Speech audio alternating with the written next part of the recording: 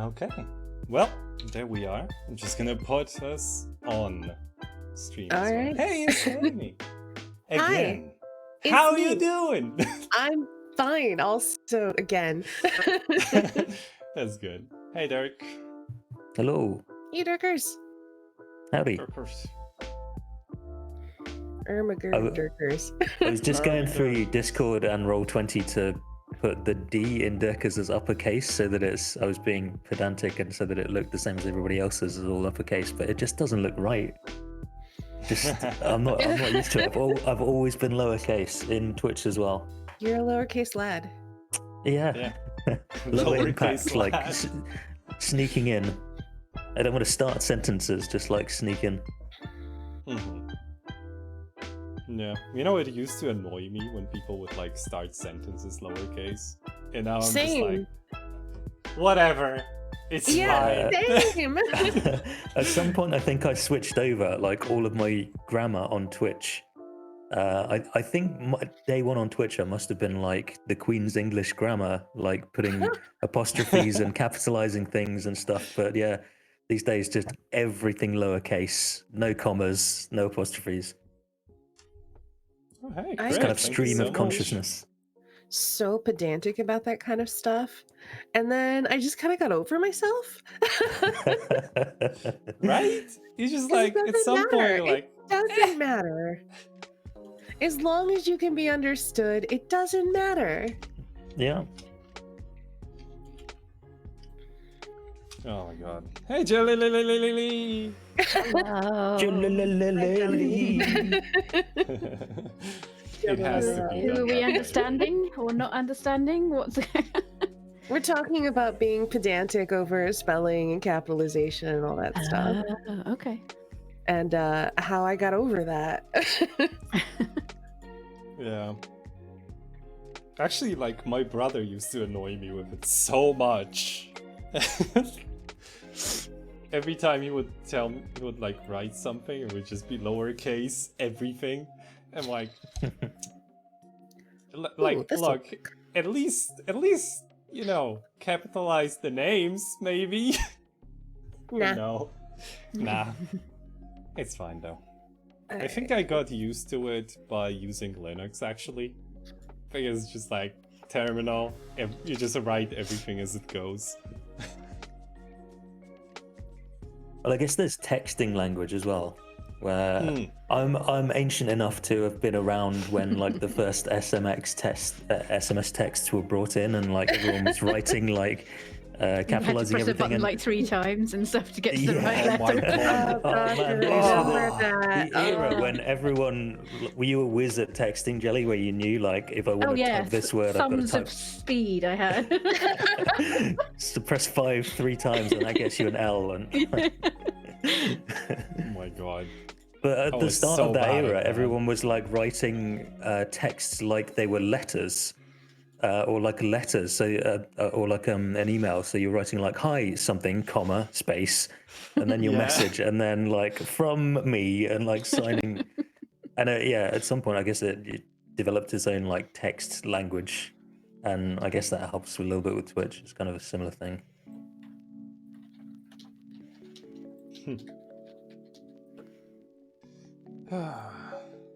My goodness. I literally, so I was working today, and then like an hour before stream I was just like, okay, I need to get the last things about this overlay done, right? And I got them done. Literally I was like finishing them up while my stream was running, the like 2 minutes or whatever, like before I actually start talking, right? Because I need that time to just like reset my mind a little bit and get into streamer mode. So I finished that, and then I start streaming, and I'm like, nothing works when it comes to browser sources. This is great. So yeah, I'm excited for today though. Like honestly, how are you feeling about today, Esteni? Any today's gonna be energy? easy. No nervous energy at all. I'm not GMing, I'm facilitating. This is easy. What about next week? I'm nervous about that, yes. Okay. But it'll still be fun, I'm sure. I just haven't done any prep. So we'll get there. It's Blades though. Like, it's fine. Yeah, I've just never GM'd Blades before. I've played a lot of Blades and Blades adjacent games, but I've never GM'd it. So I feel like I'm understandably a bit nervous. Mm-hmm. Okay, let's Ooh. Fancy. make this.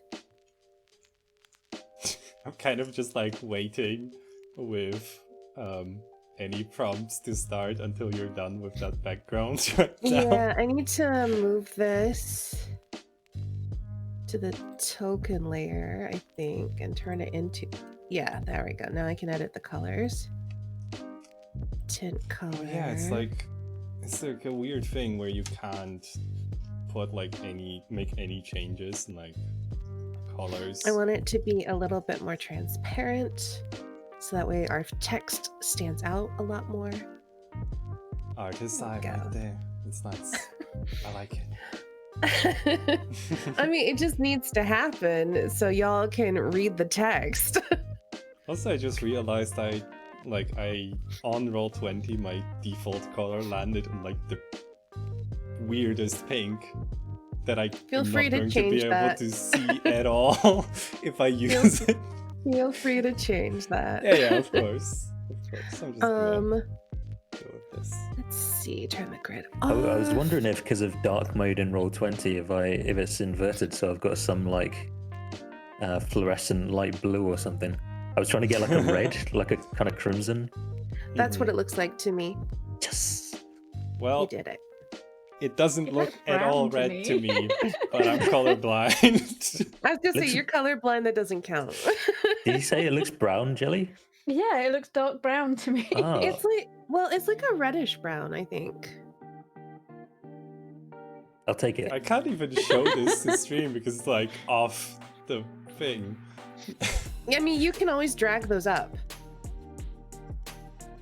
Well, You should be able yeah, to drag Dirk's name and then just like drag it around.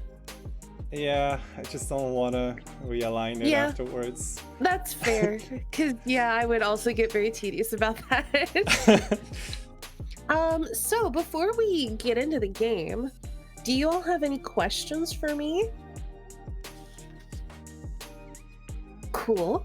Okay, so I'm gonna go through some I of think the so. mechanical stuff real quick, and then we're gonna dive in. Does that sound good? Mhm. Sure Yeah. thing. Okay, so I guess I'm going to turn off music now then. all we can right. Get into it. All right. Well, Estani, go ahead.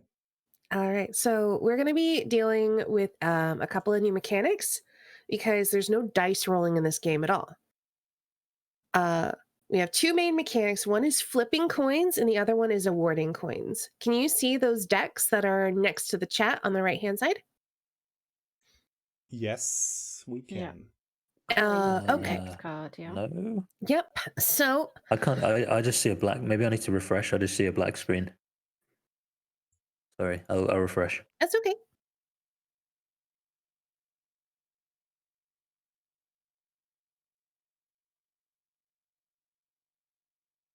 Is it working for you, Snow, with dark mode? Maybe that's causing it. Yeah. Like, thing is, the dark mode, I think it is the same that I gave you, right? I think so. it Yeah, just- I it just still see changes- just a black screen. It changes the CSS of the whole site, so it shouldn't like flip any colors that are like, you know. I'm gonna Set. I'm gonna log in with Chrome instead. That maybe that'll fix it. Yeah, try that. I'm going to move you over a little bit, Snow, because you're blocked by part of the overlay. Sure thing. Thank you. Yeah. And then I'll slide Derek over a little bit as well. You probably won't need all that space. Okay, weird. Well, it's working in Chrome, so all good. Okay, cool. So you can see the cards that are on the right. They're over here. I know chat can only see like part of them, but yeah. So It's one of the fine. mechanics will be awarding coins. You should be able to hit deal I can draw. or Which draw. will- Yeah, you can draw one. And then you can see that show up on your name. If you want to show that on the board, you can just drag it out and place I it see. on the board. Okay, that's cool. And then to recall, I'm just going to recall the ones that are on the table. I think you can also delete those. So that's how you award coins. So if a game calls for you to award yourself or someone else a coin, that's how you do it. The coin in the middle of the table, y'all should be able to click on it. Nope. Is that correct? No? Nope. Okay. That's why we do that. Let's see. Controlled by all players, save settings. Can y'all click on it now? Yep. Yes. All right, to flip that, you're just going to right click, go to multi-sided and random side. Cool. Let's all agree that the side with the planet is heads and the side with the 2 feathers is tails. Yes? Okay. Okay. Yeah, tail Okay. feathers. It's fine. Okay. I could have done the same thing with like head feathers, but whatever. It just, to me, that looks more like the tail side of a coin. So. Also, Astani, can I just say, your coins, so good. Thank you. I just finished this one last night. They're available. Awesome. Well, I was going to say they're available to my January patrons, which isn't the limited time offer.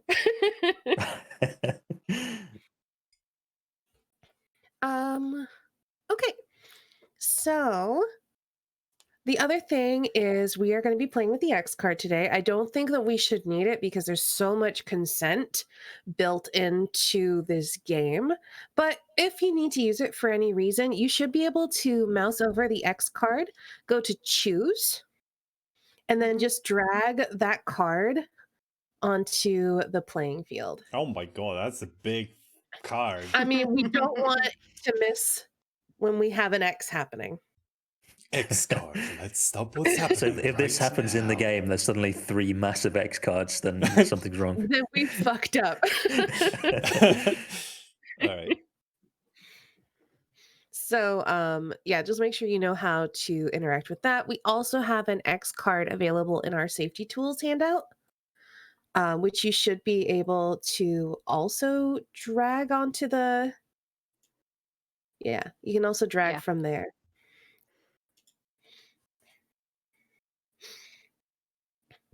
I'm just going to get rid of that.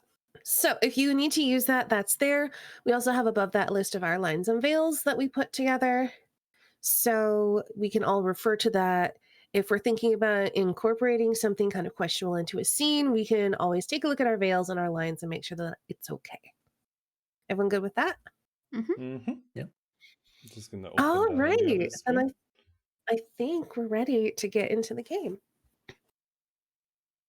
All right. So I am going to read a little excerpt to introduce you all into the history of our game, a little background about Bantrol.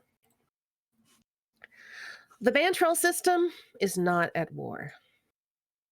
Bantrol was never, until recently, a wealthy colony. The planet had resources enough just to maintain its own small society, but none worth exporting. There was never any need for the corporate sponsors of its initial colonization to interfere with its administration. In the halls of the Solar Union Commerce, land shares on Bantrol traded for nothing, no cost, no gain. You might throw all my land shares on Bantrol into your golf wager as a joke, or give them as a prank gift to a friend.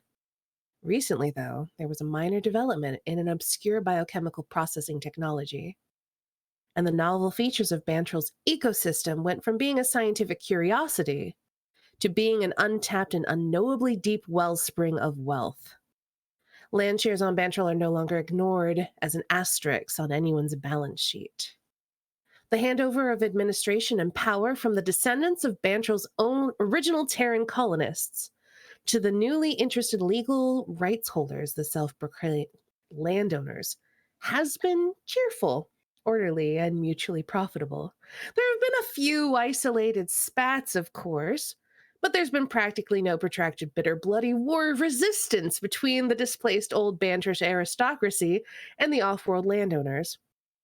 When a landowner uses the threat of violence to force a hereditary great family to give up their land, keeping them on as guides and entertainers, it's cheerful. When they offer them in exchange a negligible sum, it's mutually profitable. When a fiery company of Bantrish irregulars responds by raiding their holdings and seizing arms and material against future battles, and local insurrectionists take advantage of the upset by forcibly occupying a biochem processing facility, and the landowners respond with ruthless crackdowns and martial law, these are a few isolated spats. To admit otherwise would be to invite the intervention of the Terran Transit Authority's mediation and peacekeeping forces. Then no one would get rich from Bantril but the TTA. So, that's the setting we're playing in today. We're gonna go into character creation. So what you're gonna want to do is, if you're in the journal tab, open up the little factions thing, and that has each of the 3 factions that we're going to be playing today. So we have the Bantrish. They are the descendants of the original Terran colonists.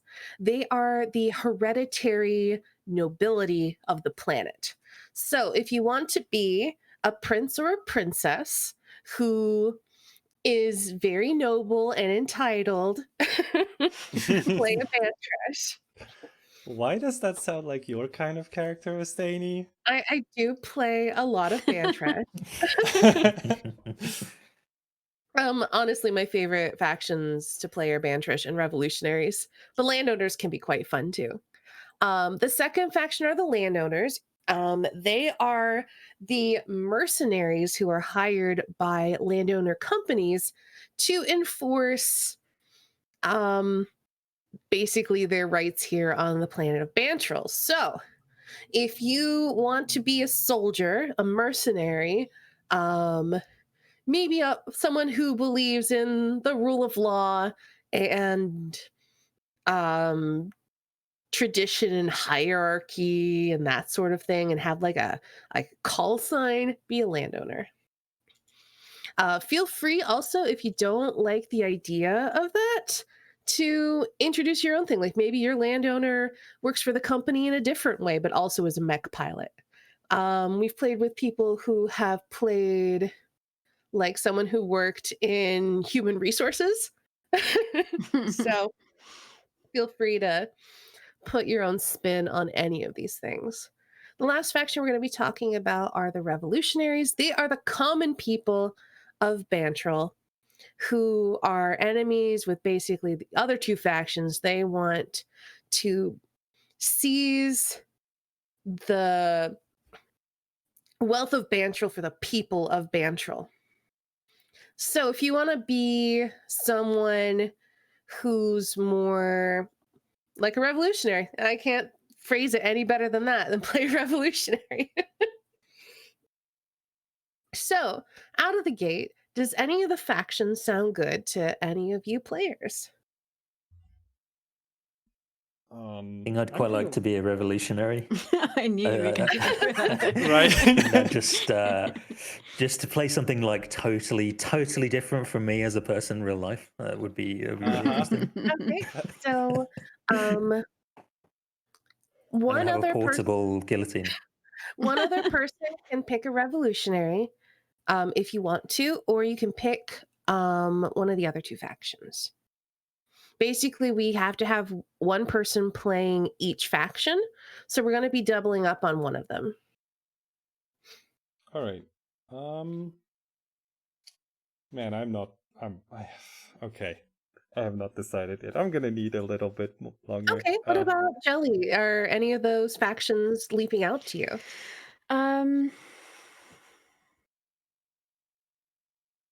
I think revolutionary as well, to be quite honest. All right, that's fine.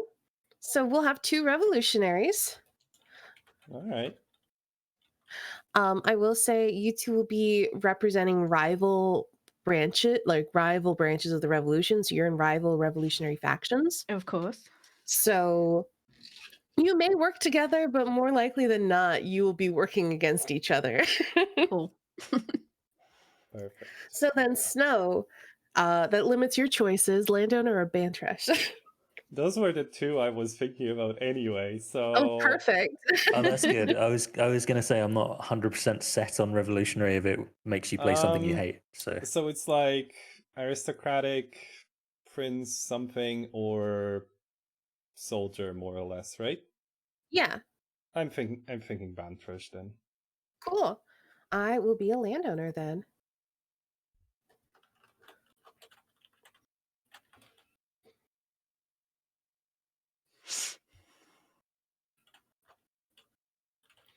Okay, so the next part is to look at the sheet for your character, for your faction. So, for example, you'll open up the revolutionary sheet. If you're a revolutionary, you want to name your character. You have a list of attractive qualities. You're going to choose 3 of those. And then you're going to need to choose, for revolutionaries, choose a profession or occupation in your daily life. So, what do you do when you're not being a revolutionary?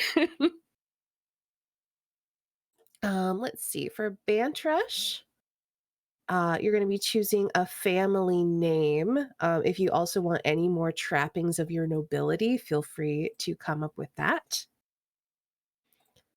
And for my landowner, I will be choosing a company name, a unit designation, or a call sign.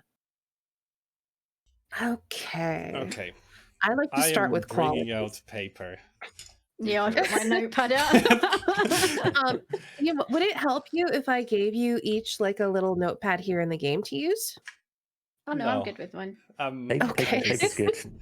Honestly, no. I need that in front of my face as a Okay, physical that's fine. copy. All right. Honestly, I gotta be conflicted because that's one of the best attractive qualities for a landowner.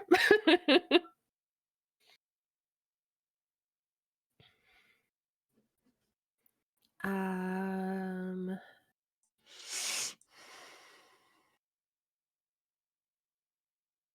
hmm.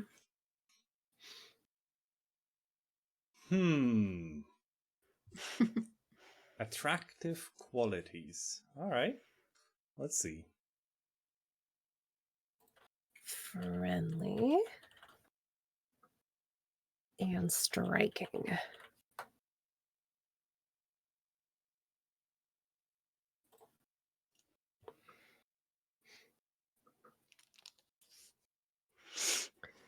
I'm gonna pull open some sort of name generator. I put down straight up like Atreus immediately for some reason. Terran female names, maybe. I'm using a Oh, non-John name generator. you are Do-do-do. right, Tim. Thank you very much. I was wondering why. Okay. Yes. Which one were you looking at, Rebels? Yes. And I was like, what? Doesn't make much sense, does it? Oh gosh, all these names are terrible. I wouldn't worry about having a terrible name. Are you going to be Dork? I'm going to be Pobo Cleats. That's my character's name. For real? Excellent. Pobo Cleats. Yeah, I'll Okay. change my display name. Pobo Cleats. Oh my god. Oh my god. Oh, Bobo. I thought you said hobo. Hobo. I Yeah. thought you said hobo as well. No, come on. Although that's probably a common mishearing. I guess speaking to landowners, that's probably what they think.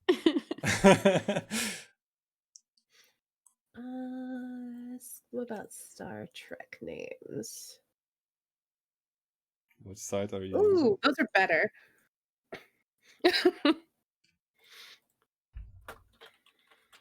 Choose a family name. All right.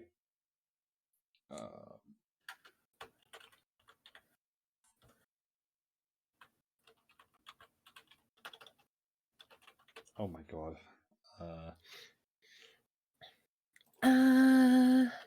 Company name generator. Icken Lord. Yes, totally.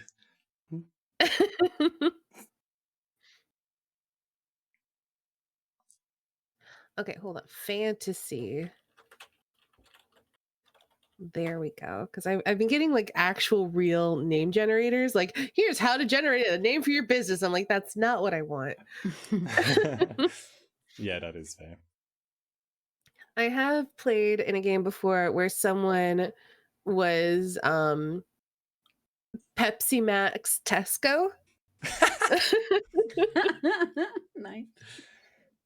Global Productions. But that's not my aesthetic. Ooh, yeah, my company's name, the landowner company that I represent is called Twilight Space Ooh, fancy. Enterprises.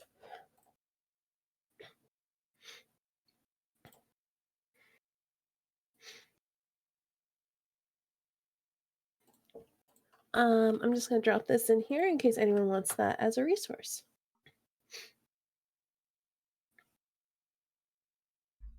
All right. Okay, does anyone have any more details for the character? Derek, have you come up with your attractive qualities? I'm going to be resolute, devoted, and kind. Resolute, devoted, kind. Do you know what your day job is? I don't know if this will work. I was thinking it sounded like the nobles and the landowners probably aren't like working in any capacity. So I was thinking like a scientist of some kind, maybe working on the Bantral farming, on the processing of the stuff into the crystals. Okay, so you are a Banterful scientist. Yeah. I like that. That is cool.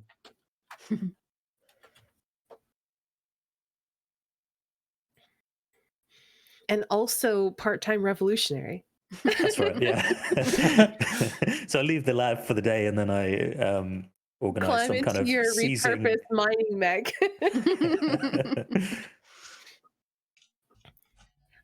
Okay, what about you, Snow? Do you have a name? Yes. If not, okay. What is your name? Is Atreus Snail Bottom.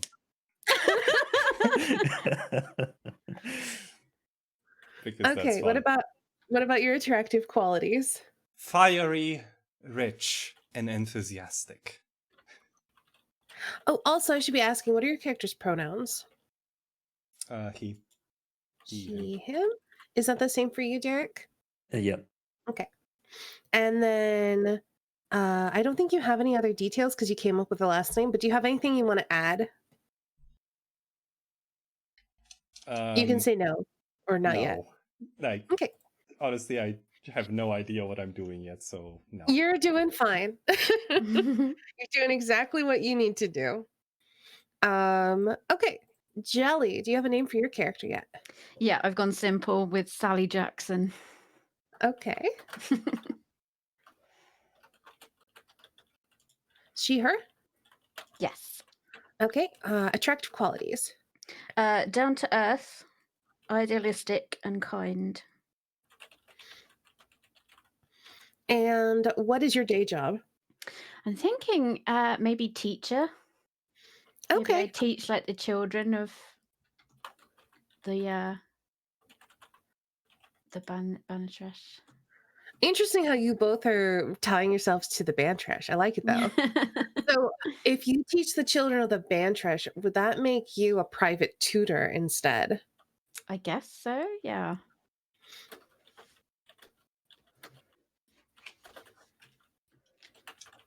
Oh my god. I like where this is going. Okay, I need to find a way to insert myself into your lives. But that's fine.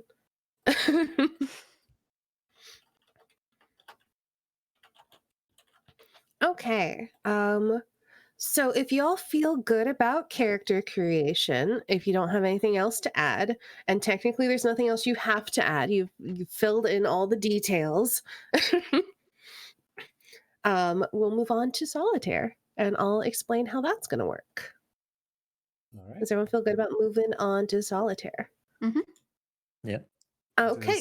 This is the most like consent-based game I've played ever so far. It's super consenty, and I love it. So, the way that this is going to work, we're going to take turns going around the table. When I say going around the table, I mean whoever feels like going first, and I'll go first to like model, but then whoever feels like going next. So while I'm talking, take a look at your solitaire list. There's one for each faction. So you'll be taking a look at the one for your faction. What you're going to do is you're going to look at your sheet, and you can see that there are a list of prompts. They have like the ones with the carrots in front of them. Like, for example, for the Bantresh, since I'd used revolutionaries as an example last time, you might select, you've been meeting in secret with noble heads of other local Bantresh, and then pick one of the 3 options beneath that. And how we're going to play this out. So rules as written, this is played silently, but that's boring for the stream. Yeah, absolutely. So the way that we are going to play this out is we're going to choose one of these prompts. We're going to choose one of these 3 options beneath it, and then we're going to just describe a short scene to introduce our character to this world. And yeah, just like narrate a little short scene explaining what's happening in that. So take some time to look over these lists. I'm going to look over mine and go first and kind of show you what I mean. Oh, don't worry, Sliv. That will happen probably. The main point of this game, and I probably should have said this at the beginning, is to create messy entanglements with each other, to betray your allies, ally with your rivals, and to fall in love with your enemies. So let's do it.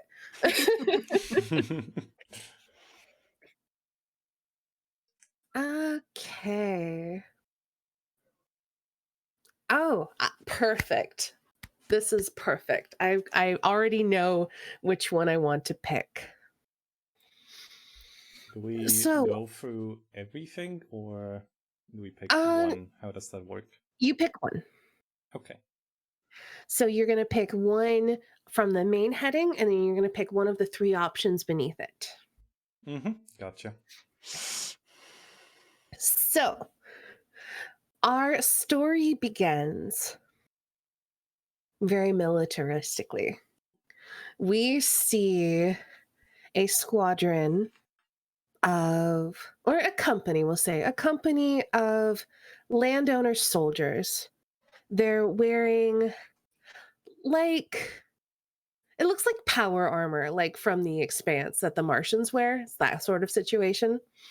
Emblazoned with the Twilight Space Enterprises logo on the chest.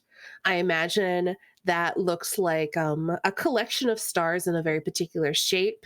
And I feel like there's like purple enameling behind them. So it's like silver and purple. And they are standing guard in front of a Banterfield processing plant. And there is an angry crowd of common people and just, people who are native to the planet. And they're shouting, there's a protest happening. And then we see Verona standing at the center, and we see her over the comms very calmly telling her people, don't engage. We will not incite a riot on this planet. No matter what they do, we will not strike back. Not here, not now. And then suddenly a brick hits her windscreen and cracks it. So just for clarity, the what I chose was you've been patrolling, maintaining an armed presence, and a group sporting populist emblems threw bricks and garbage at you. So that's my solitaire. Does anyone have an idea of their solitaire?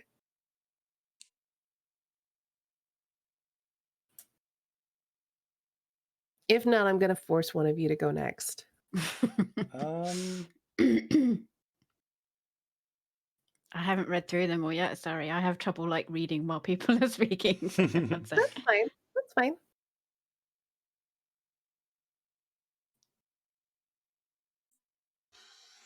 oh my goodness.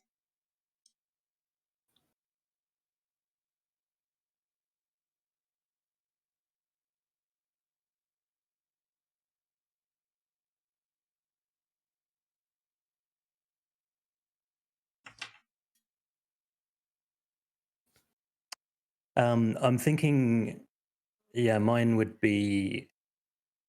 I'm working in the Pobo Cleats is not a farmer of this stuff. He is like developing techniques for improving how the banterfil can be extracted, trying to make it just that little bit more efficient. So we see him doing some kind of sophisticated lab tests, and then hangs up the lab coat for the day, and takes some futuristic flying car ride, I guess. But instead of going home, he goes to a sports club. Looks kind of innocuous. There's some space squash courts where there's no actual squash ball. There's like a kind of laser dot that you hit with your racket. And he goes to the back of the court and like pulls down. There's like a line where you have to like hit the laser point above to continue the game, and he like moves one part of it aside, and there's a button behind it, and the wall like slides aside, and he walks into like a meeting of fellow revolutionaries, fellow anarchists, and there's already discussion about the off-worlders visiting and how to react to that. And it starts like you can only kind of hear muffled discussion. It starts with like, how do we react to these off-worlders, these landowners? Should we plan some kind of demonstration? Should we organize? But quite quickly, like an argument breaks out, where one group is saying that we should be like resisting against those and fighting those guys, and we should show them who's boss. But another group, in which Pobo stands and is quite vocal, is of the opinion that the real enemy is within the nobles who sold the planet out to these landowners, and we have to start with them, and then we can present a united front against the off-worlders. And I guess we just end with Pobo like screaming and like wagging his finger at somebody who he'd like greeted like warmly as he came in. I love it. All right. Oh, sorry. Do we need to You don't have clarify? to. Okay. You don't have to if you don't want to. I was just doing that to illustrate for y'all. I think the scene is enough. Cool. All right. Well, let's go around counterclockwise then. So Snoach, you're next. All right. So we are essentially like a Gundam style setting, right? So It can be. My question is about, you've been prowling your transit highways for unguarded off-worlder shipments. Essentially, would that mean we are out in space in mech suits? It can be. It can be either a transit highway on the planet, because the landowners have definitely established their own, or have taken over probably, some Bantrish mining operations, Bantrish plants that are now under control of landowners. Or it could be that transit from the plant into space, or it could go to like a shipping hangar Like it's wherever you want it to be. It can be in space, it can be on the planet, whatever feels Alright. good to you. So we see first just the star in the Star Wars like pan down to where until we see like the curve of the planet, and from the side we see just 3 mechs flying through space, and we hear just the talk on the radio where it's just we hear Atreus being like, no, we can absolutely take it. And then we hear just another more fierce voice just saying no. And we just pan around and see a guarded, escorted ships flying. At some point we see the like bulky mech of Atreus quickly moving forward, but then we hear shouts over comms, and the other two try and catch up to him, and eventually they do convince him to stop. Okay. Jelly, you're solitaire. Okay, so Sally is in what is designated as a classroom in this large house with 2 children of a very noble man. 1 boy, 1 girl sitting there doing their work, and she stands up and excuses herself, saying that she needs to visit the bathroom. She walks out of the door and down a long corridor towards the kitchen. And just before the kitchen, there is another small door which leads to like a pantry. She checks behind her to see that no one's looking, and she goes into the pantry, and to her surprise, it's empty. There's nobody in there. She stands there waiting for a couple of minutes until she hears commotion in the kitchen and the cook shouting, well, if that stupid girl hadn't got herself arrested, we wouldn't be in this mess. And she quickly realizes that her spy from this household is not going to be meeting her where they said they were going to meet. And so she quickly exits the pantry and rushes back to the children. Very cool. I like that a lot. Okay. That is so cool, yes. So now we've gotten into the game proper. Good job, everybody. First of all, how's everybody feeling? Is everyone feeling okay with everything that's happening so far? Everyone good with their characters and all these scenes? Mm-hmm. Yeah. Okay. Cool. I have 2 ways that I always like to begin, and it's either with meeting sword to sword or a dance.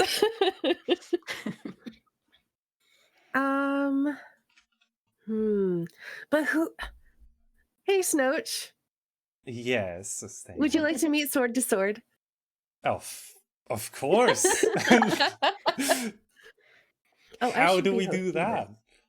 Okay, I will tell you. I just forgot that I haven't been hosting the game. Okay. So only you and your chosen partner play. How do you think we came to be standing alone sword to sword?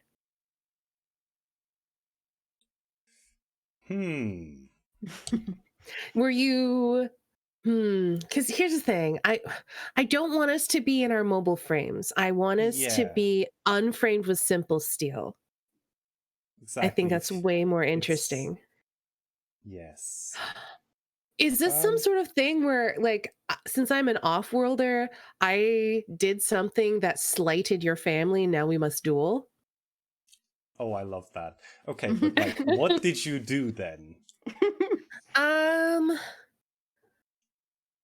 I probably came to you trying to, because I'm here representing my Twilight Space Enterprises company.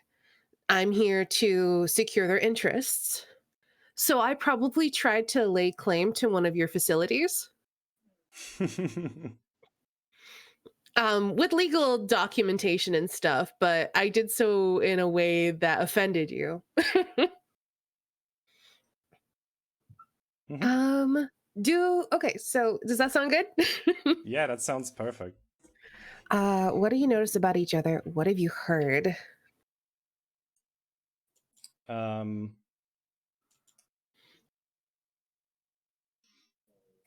Bumped into your fancy futuristic flying car. Now we must duel. I kind of wonder is there a random question, kind of off topic, but what would like a chase be in like futuristic flying cars as I see you, by the way? Amazing. It would be amazing is what it would be. Anyway, so what do we notice about each other? I assume you ask me that question. What do you notice about me? Or... Yeah, so what do I notice about you? What have I heard? And then you can ask me back.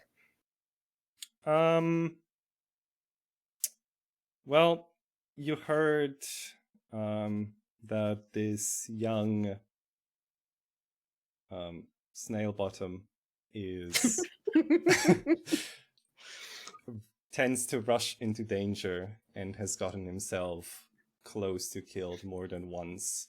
What you notice about me is a confident stride as I get, as I get into the, let's say, ring with you, a sword in hand. Oh, that's a fair question. Where do we think this duel is taking place? On the do you top have of like a skyscraper. Okay, sure. I was going to say, do you have a special dueling court in your estate? But I like the top of the skyscraper way better. Yes, it's on the top of a skyscraper. What do I notice about you, off-worlder? So, you notice that Verona has a very striking appearance. I imagine she has jet black hair, very bright blue eyes, fair-skinned. She looks very casual.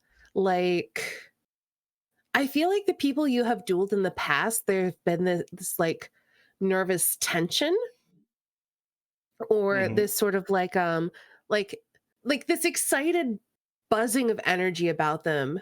And for her, this is just a Tuesday. So she doesn't seem particularly bothered one way or another. You've also heard that the revolutionaries are none too pleased with her presence on the land. You definitely heard about those populist crowds throwing garbage and bricks at her. Okay. During the duel, anyone can ask for details about the location and circumstances, so if y'all have questions, feel free to chime in. We've decided that we are in simple steel.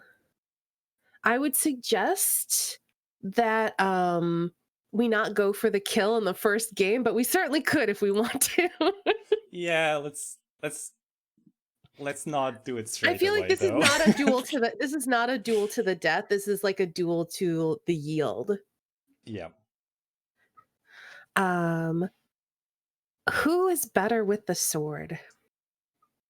I feel like it's neither. Honestly, I feel like it's either neither or it's me.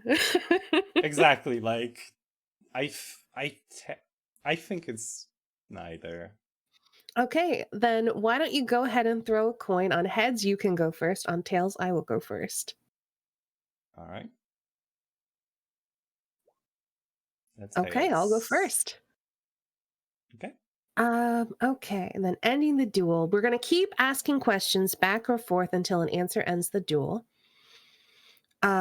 Anytime after the third leading question, either of you can choose to ask one of the closing questions instead. So you can see they're broken into leading and closing questions.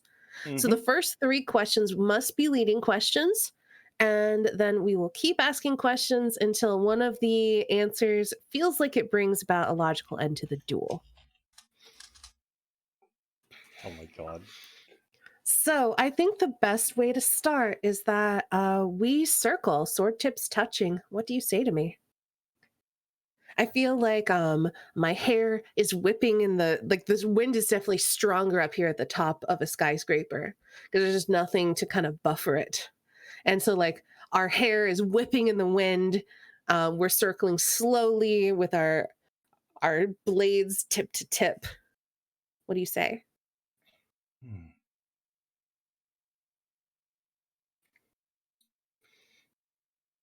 I'm looking forward to this. You seem better, more challenging than the others before Are you. you looking for a challenge? Always.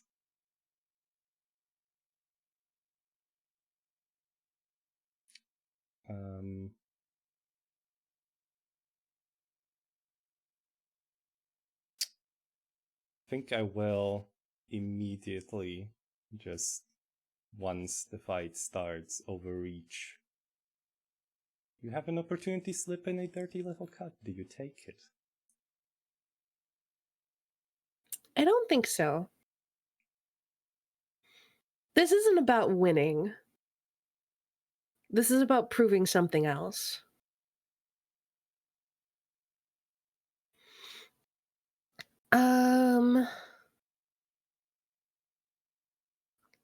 Instead, though, when you overreach, I use that opportunity instead to catch your wrist and, like, pull you in really close. Do you let your sword drop or do you shove me away and fight on? Oh no, you're getting shoved away immediately. like you catch, pull me close, and then I turn you around and we get away. But you do touch me, cutting me along the rib or across the arm, your choice. Do you press your attack? Do you give me a moment? I think I cut your arm. And I press my attack. I gave you an opportunity to surrender. And in fact, where is it?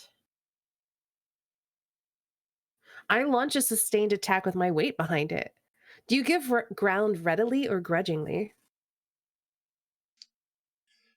I think with the cut to my arm, I'm going to have to jump away from you and then lock my sword with yours. Your mouth is now near my ear. What do you say?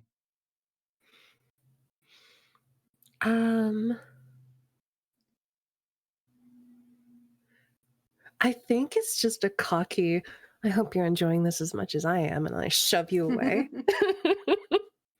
You just see a smile as you do so. Let's see. I think we need to fight a little bit more. I was looking at those closing questions, and I'm not ready for that yet. I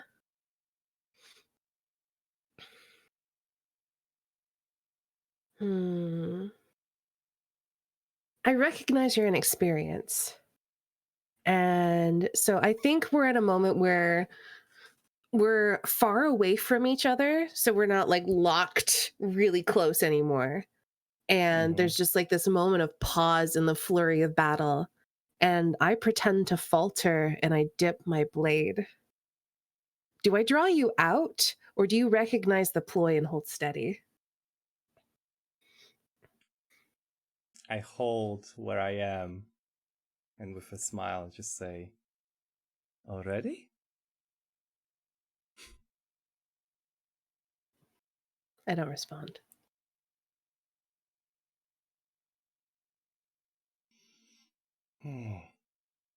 Well, as the next flurry of blows commences, your thrust, well, is perilously close to my face. Do you cut me? And if you do, where? I know exactly what happens. Yes. I I cut you just beneath, like high on your neck, just beneath your chin, as I get my sword's point high up under your chin, and there's just that thin trickle of blood down the center of your throat. Do you submit or flee? I submit straight up. Like as that happens, there's just this pause, and then we hear the clang of the sword landing on the ground. Again, Rye smile, one quirk of the eyebrow, and she says, "You yield then." You have earned it. And she pulls her sword away. All right, that's the game. Interesting. I like All it. right, Derek, let's go in the order that we did solitaire, so you get to choose the next game. So I would. So the way it works is you'll pick one of these games. You can even choose solitaire again if you want, but all of these headers beneath solitaire, don't play a tactical skirmish. It's the worst game. Do not play it. But other than that, you can choose any of these games. I even removed it from the overlay because I refuse to play it. It's just not good. Okay. So you can choose an animated disagreement, a chase, which is always fun, a conversation over food, a dance, a free-for-all in which we're all fighting each other in our mechs, meeting sword to sword, which is what me and Snow just did, or stealing time together if you want to get cozy with somebody. So does any of that sound interesting to you to involve your scientist?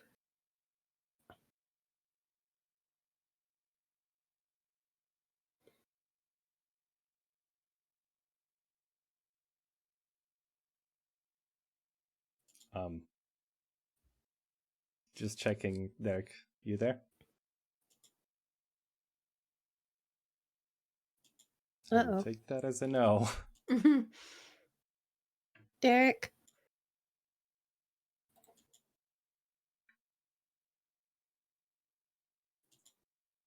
Oh no, computer troubles. Oh. Well, Maybe we should take a break here then? Yeah, I do actually need the bathroom anyway, so Yeah, why Cool. don't we take a break? Derek will get his computer troubles sorted out and all that stuff. right. Well, we'll be back in a few minutes. I hopefully when Derek figures out his computer troubles, to continue this messy entanglement game. Let's say, is that Sure. Yeah. Sure. All right. Talk to you soon.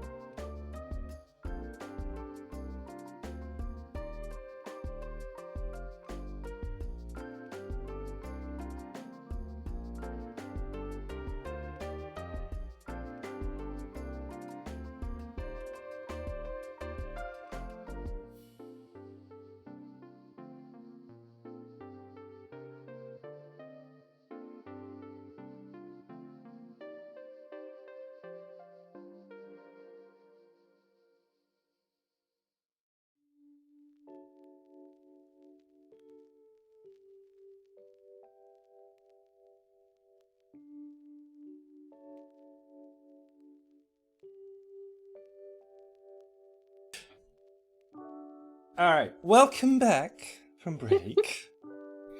Let's get stuck into it straight away. Okay, then.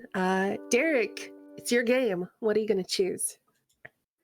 I'm going to have an animated disagreement with Sally Jackson.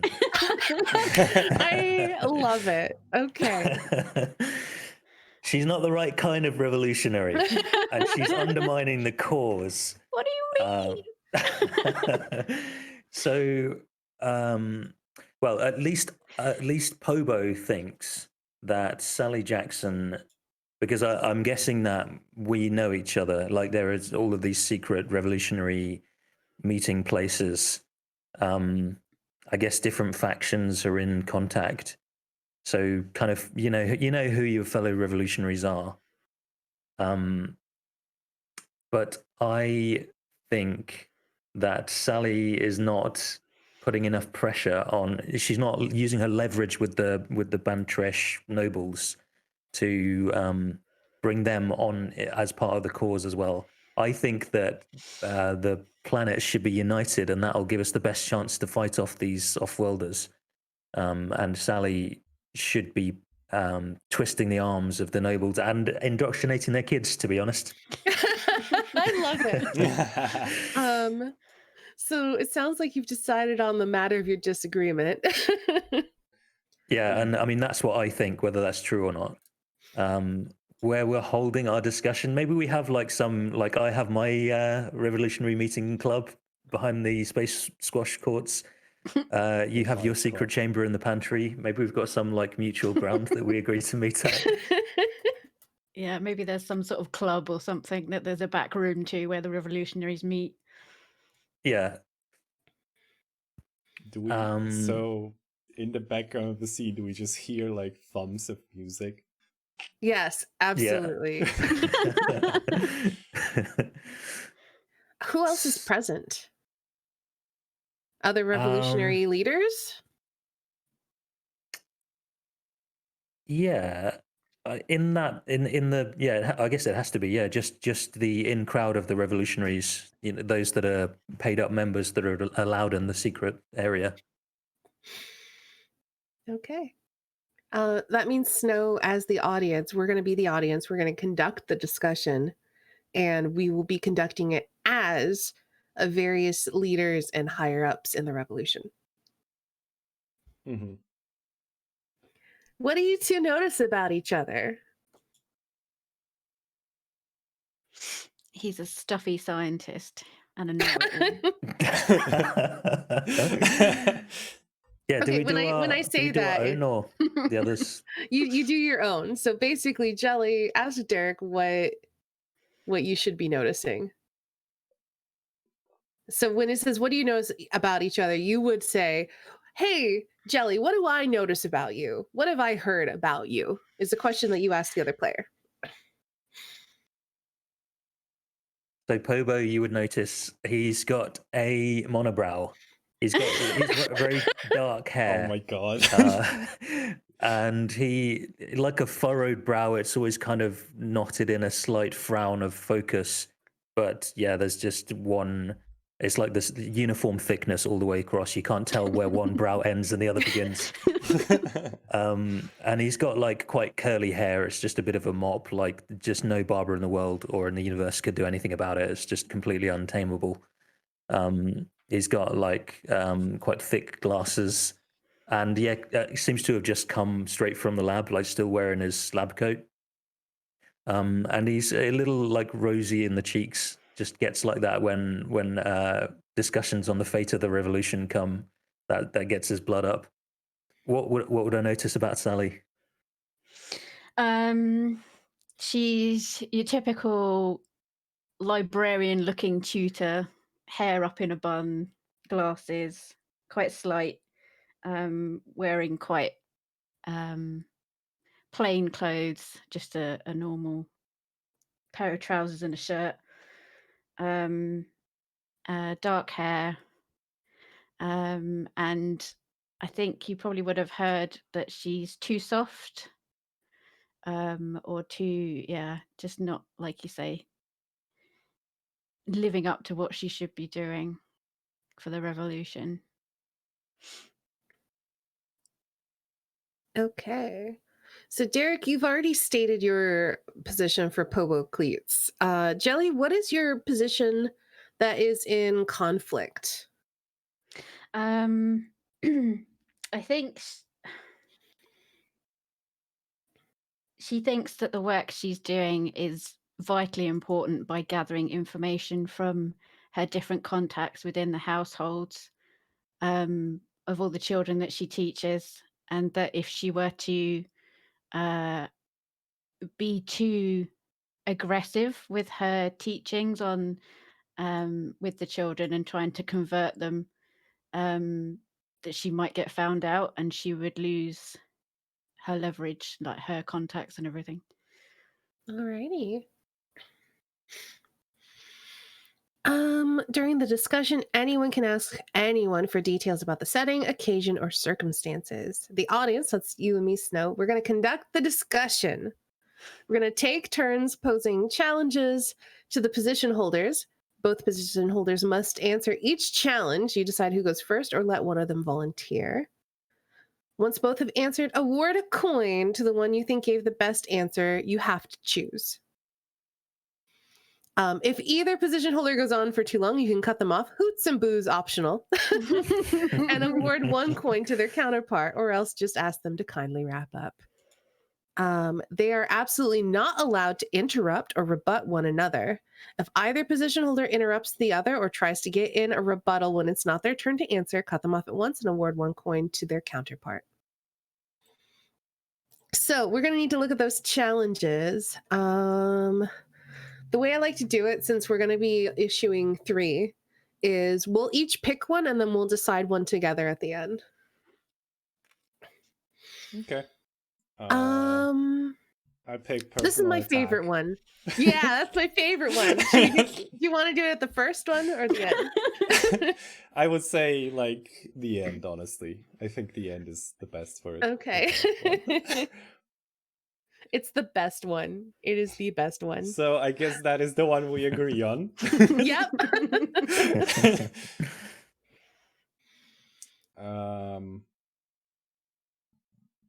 I would say, please express your commitment to your position if it's not actually true or right. It's my choice.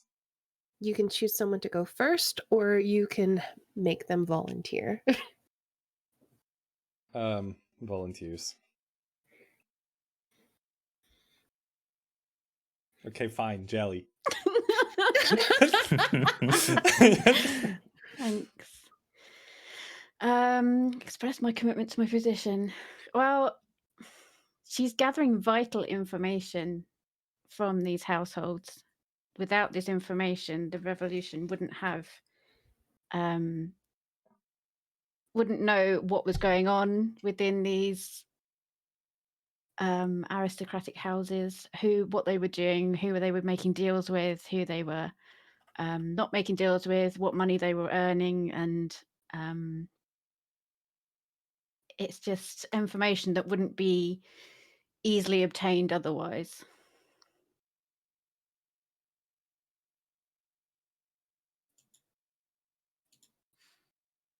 Derek, your rebuttal. Or your counterpoint. We need to have one. What's the name of the planet? Bantra. Bantrol. Bantrol. We need to have one Bantrol all together. We can't go on divided like this. One house tried to take from another and rivals, and then the people below them following their orders blindly and selling off these land shares. By what right did they sell these shares in the first place? Where did they get this ownership of the planet? I say we need to be one Bantrol, and then we can band together, and there will be risks along the way. There are others that want to stop us and take things from us, take our bantrafil that I work so hard to process every day. But we must be firm.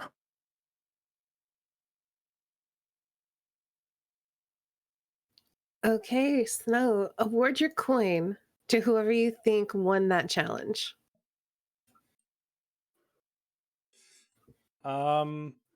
And just drag it out and put it like next to their name on the board, I Hold think. on. Draw. Oh, I already awarded you one. Oh, thank you. Mhm. Right. Oh my god. Okay, there we go. Right. I think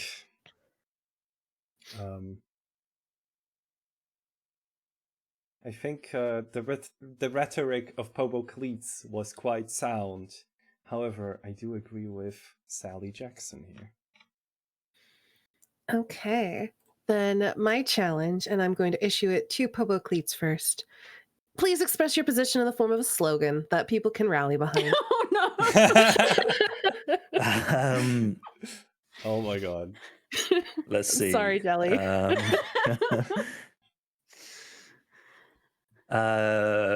Banterville is for the Bantrelees. All the Bantrelees. I think that's it.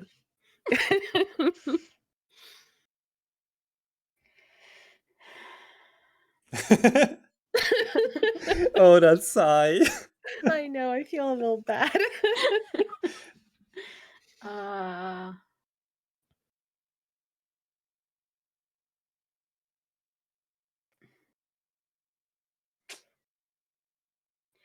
Little help from someone. My brain's gone completely. Well, your position's more about subtlety, right? Mm-hmm. So maybe your slogan could have something to do with how power is more discreet.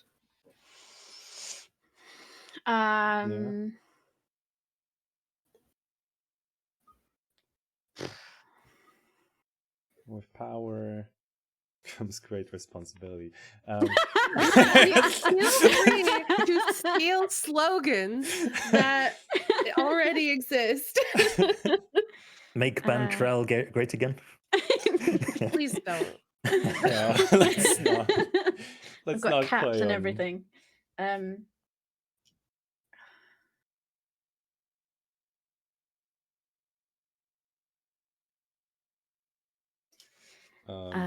Okay.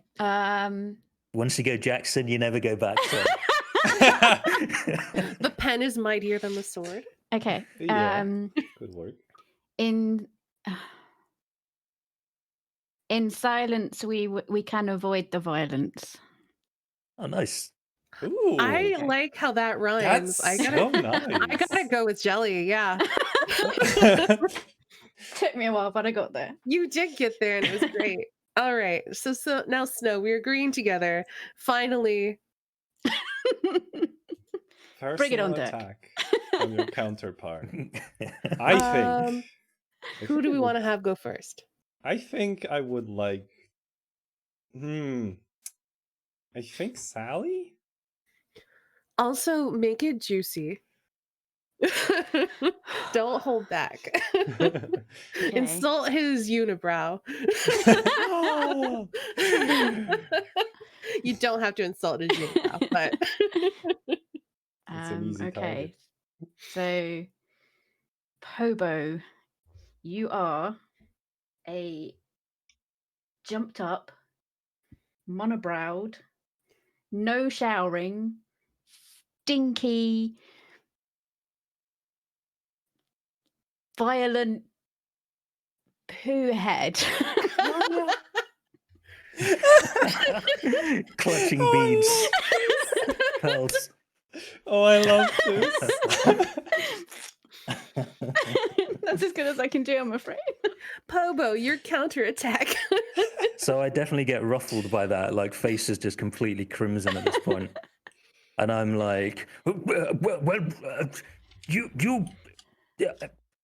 bet if you let down your hair, then a bunch of Bantrelee's coins would fall out from all the bribes you're taking. Ooh. I think Jelly's insult was better. What do you think? You poo head, come on. I mean, I think it's all in the delivery, and yeah, Jelly's was better overall. Okay. Poo Poo Head. Yeah, Head. Jelly Pooh rocked Head's always the that. winner. Poo Head. Jelly rocked that disagreement. So, whatever proportion of coins they each hold, they can be confident that if they were forced to commit, the same proportion of the audience, real or imaginary, would side with them, which means that Pobo brings this up, but the rest of the revolutionary heads are in unanimous support of Sally. Wow. Shaking my head, I throw down my goggles. I've got like goggles that come with the lab coat, and I just throw them down in disgust and storm out. Perfect. And So- just you can see like as the door opens as I go out into when we're in like a bar or something, and there's like cyber music playing. There's some like punk with like luminescent yellow tank top and like mohawk. And Pobo gets like ruffled again by like bumping into them and just being mind out of the way, and like storms past. Beautiful. Why did I just imagine Pobo with his unibrow, like just glowing brightly in some weird color? I don't know. That's weird. Okay, Right. Snow, it's your time to choose a game. Oh boy. Oh boy. All right. How about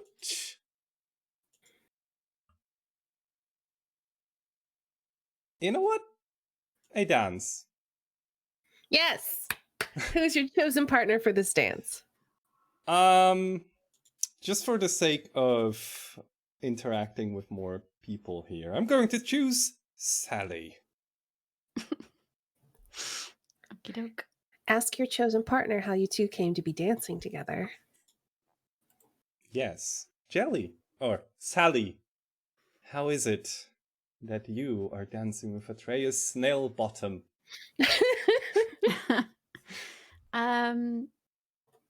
Maybe you were holding some sort of ball, and I teach your children, and I got invited. Oh. Okay, cool. I now have children. I didn't know that. That's fine. Yeah. Or they could be your little brothers and sisters. True. No, I'm fine can with be some children, sort of family honestly. member. Whichever one you like. Now you know what? Let's go with like cousins. Okay. Because you said that you were young, so it kind of Yeah. makes more sense. Yeah.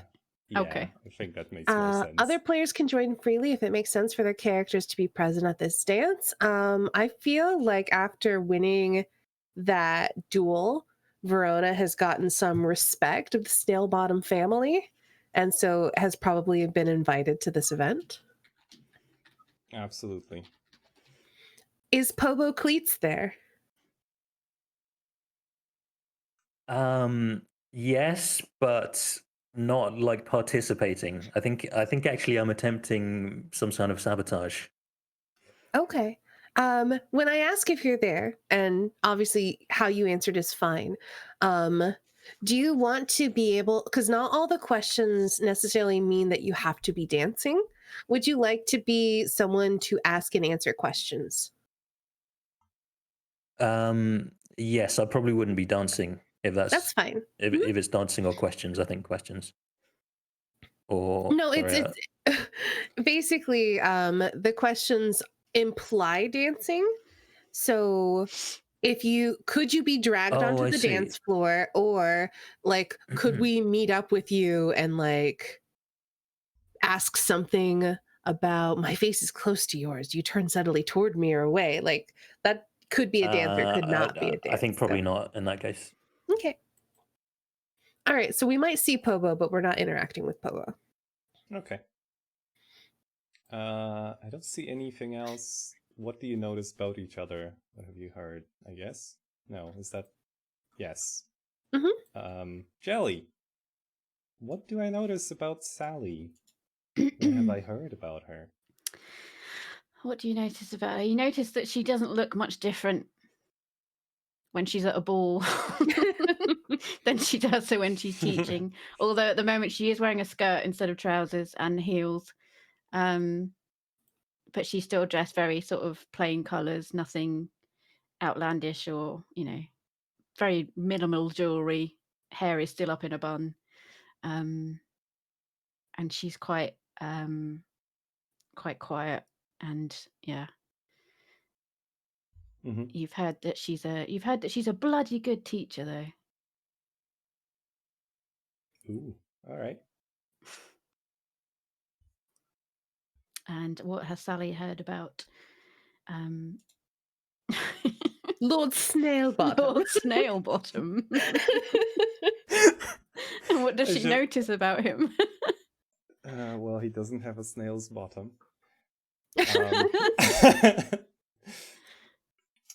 Well, I think it would be fairly short, like a fairly short while after the meeting sword to sword, so he would still have just a red line where he was struck. He is currently wearing like just like this weird, slightly different futuristic suit, and he looks really uncomfortable in it. What have you heard? I mean, he is supposed to be a terrible dancer. Also, since Verona is present, I will also answer these questions to all of you. Mm-hmm. Verona is definitely wearing off-worlder fashion to this. She's not trying to make it seem like she's a part of your planet at all. Like, she hasn't gone to any local boutique. This is something she brought from home. So she looks out of place, but like in a very eye-catching way. And obviously, Sally, you've definitely heard that I won a duel recently against Atreus.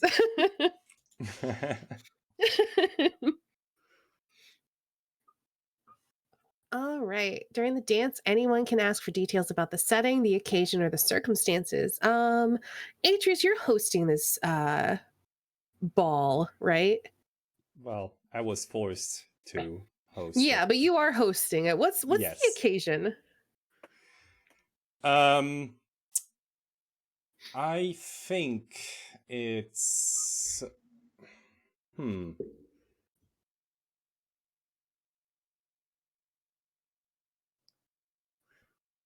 I think it's to celebrate to keep up appearances and celebrate a new trade agreement with Offworlders. Oh, okay. So there is going to be more than you that are Offworlders. Sure. I like that there's a collection of landowners here who are present. Mm-hmm. Take turns asking each other questions. Each of you gets to ask the other 2 questions, taking turns, and then the dance ends. So we only get 2 questions total. So keep that in mind. From each of us, or in total. Okay. Because once every dancer has asked 2 questions, the dance ends. So 2 questions each for per dancer, right? The way I've always played it is that you get 2 questions total. Okay. That's it. Okay. Would you like to start with a question, Jelly? The worst dancer asks the first question. Oh, that would be me. All right.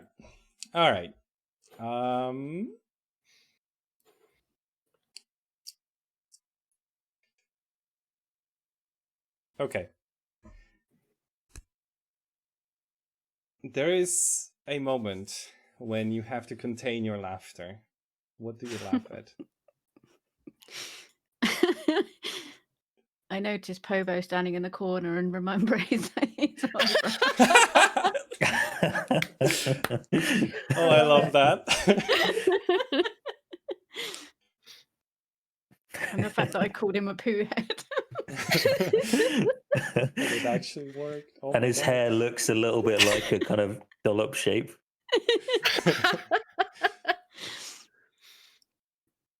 Oh dear. So let's just go around clockwise or counterclockwise. Sorry. So it would be me? Yeah. Yeah. And you can choose either snow or you can choose Verona. Okay. Verona. Yes. Uh,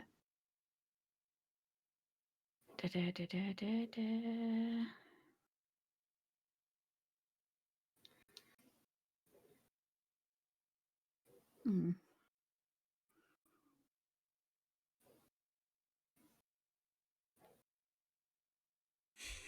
Actually, no. Snow. Okay. Yes. Sorry. No, it's Lord fine. Snailbottom. Sorry, Lord Snailbottom. Why did I choose that name? Oh my god. The dance fingers bring you to dance with someone else. Whom? When the dance brings you back to me again, are you pleased or disappointed?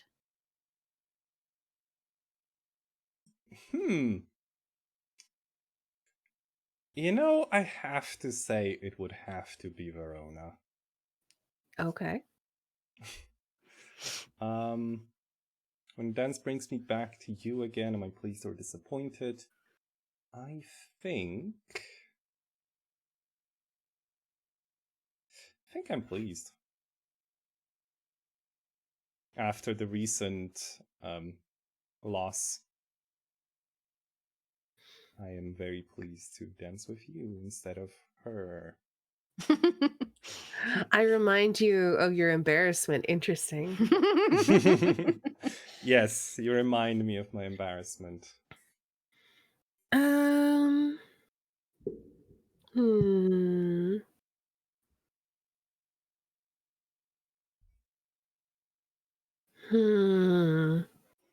Oh. Which one do I want to pick?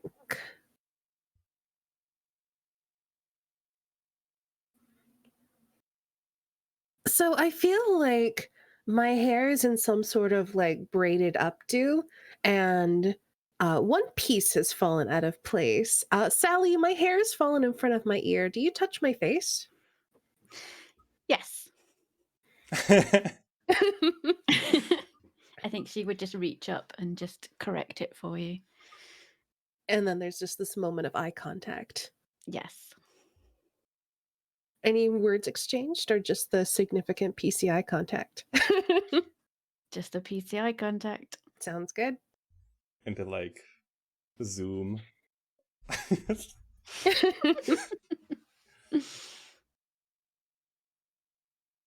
All right. Back to you, Atreus. Um,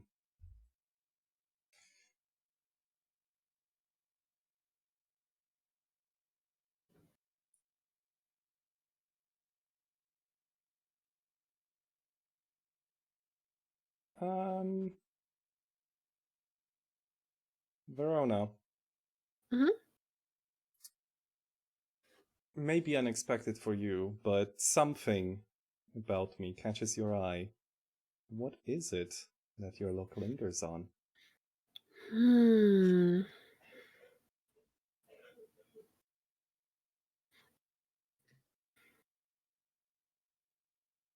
You're bad dancing. I'm just really surprised by how awkward you are on the dance floor. And I definitely watched that with just this look of like surprise and like morbid fascination. Mm-hmm. Do you compare that to our fight? Absolutely. I'm like, just like thinking like you were a worthy opponent on the dueling grounds, but you're so awkward on the dance floor, and I can't. It's just like how is this possible?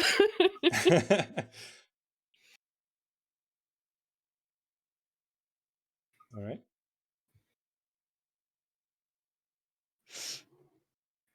Sally.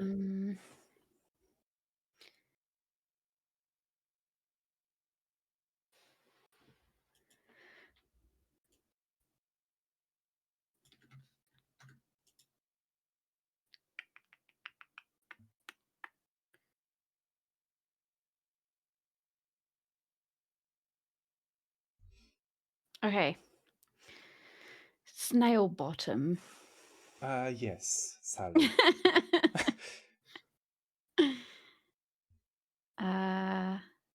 I lose my place in the dance. Do you let me stumble or do you draw me back into place? Can you draw her back Can into you draw place? me back into place? Do you stumble with me?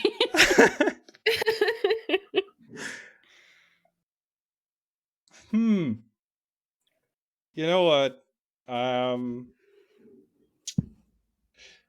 So there's this moment when we see you stumble and you lose your place, and it's a miracle, but somehow Atreus just knows this one part of the dance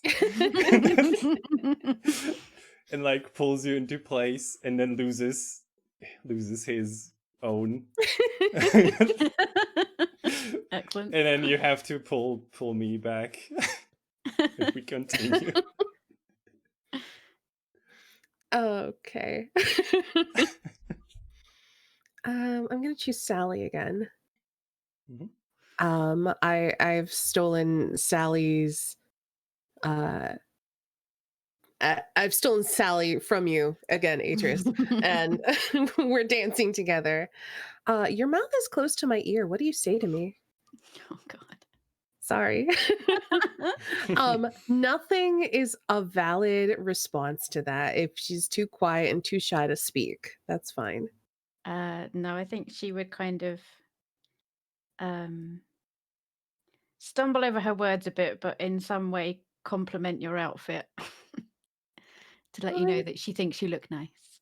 I appreciate that. Okay, that's our dance. It's an interesting game.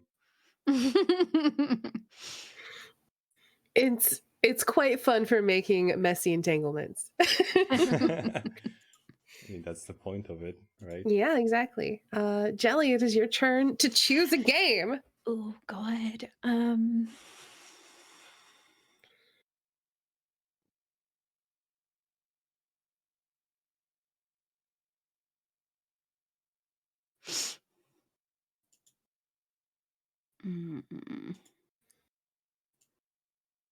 I think maybe it would be interesting for Verona a chase. I love a chase.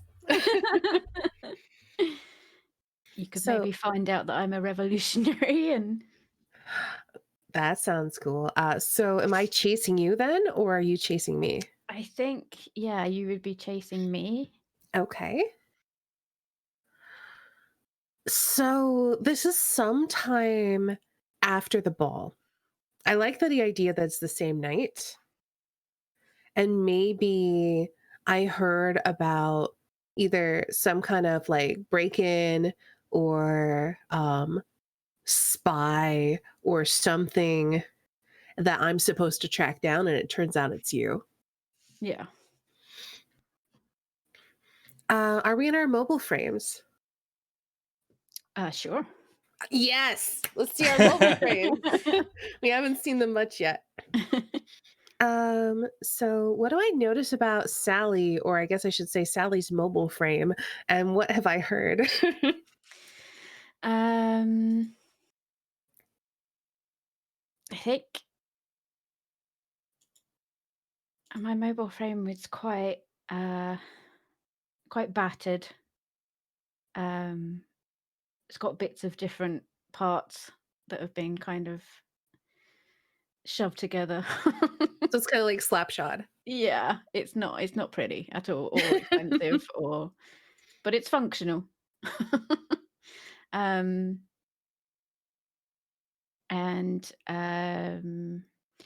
maybe you noticed that you might not have had the correct impression about me being quite shy and demure and unassuming, I Okay. guess. Have I heard anything about you? I would hope not, because she's quite secretive about what she does, and Okay, that's fine. yeah, but yeah, I think You heard there is an unknown frame entering the system. You've heard she likes to call people poo-poo heads. I mean, I could have heard that there was an argument among the revolutionary heads, but maybe I Yeah. don't know that you're involved. That would be cool, yeah. Okay, cool. I like that. As far as Verona's mech, in like very stark contrast to your own, hers is very sleek. Mhm. It's very spacey looking. I think it's also very, again, alien looking compared to the mechs here on Bantrol. Mhm. I don't think you know that she's in the mech at the moment. You just know you're being chased by a landowner mech and you need to get away.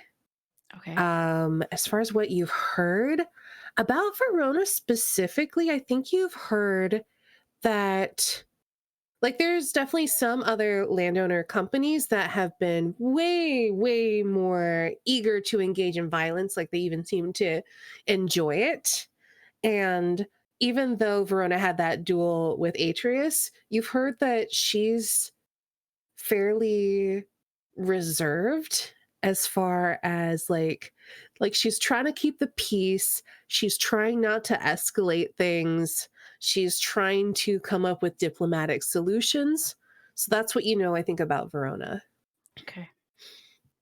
So where are we? Are we in space? Are we... I think we should be down on the planet. What do you think? Yeah, if it's just after the ball, maybe. Yeah, not long after the ball, we should be on the planet, I think. Okay, so maybe it's kind of like a remote facility that you and your people were trying to infiltrate. Okay. I don't know. What do you think? Like, how do I come upon you in your mech? Like, what were you trying to do? Were you trying to steal something? Were you just trying to get intel and you've been found out? I think because she doesn't really do the stealing. She's more, like trying to find out intel. Maybe she went to meet someone who is like a double agent in a way and informed you. Okay, so yeah, your meeting was compromised. Yeah. Ooh, let's tie this back into your solitaire. This is a meeting that your friend who got arrested knew about and has basically been forced to talk and reveal the location of it. Okay, yeah. That sounds good. Okay. So your Verona is chasing... Oh my god, I forgot your name. Sally. Sally. Okay. I'm just wondering, like, what's if Sally is trying to protect something, or is there any other motive for you to run? No, she's just trying not to get found out so she can continue her work in secret. I think basically I know that this is a rebel meeting. So I know that this mech that I'm chasing belongs to a rebel. And so Sally's trying to get away to protect her cover. Okay, gotcha. So Sally's going to conduct the chase. Where the heck are you going? Where's your safe place? Does this planet have any Better not lead her to one of our rebel hideouts. I'm not that stupid, monobrow. Furrow's brow, goggles steam up a bit.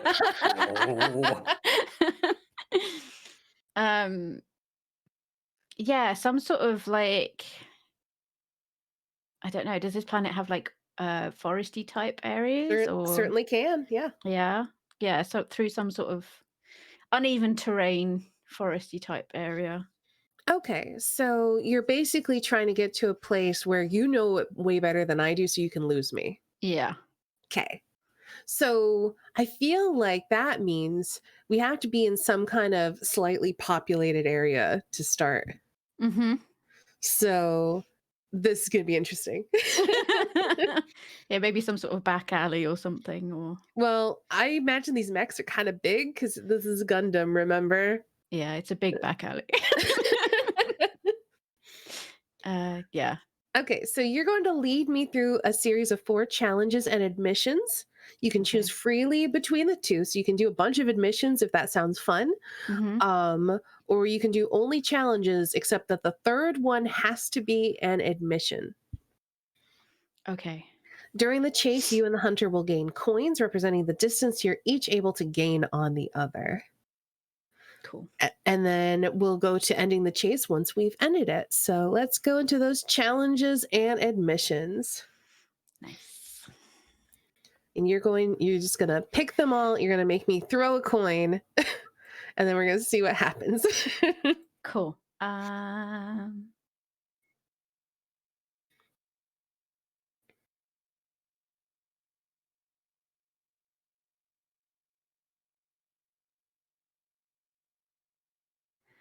God, there's so many to choose from. There are a lot to choose from.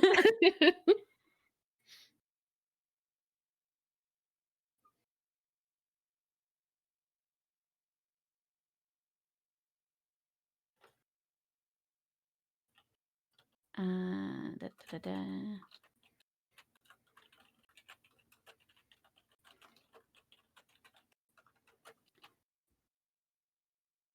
Oh, do we not have a quote bot?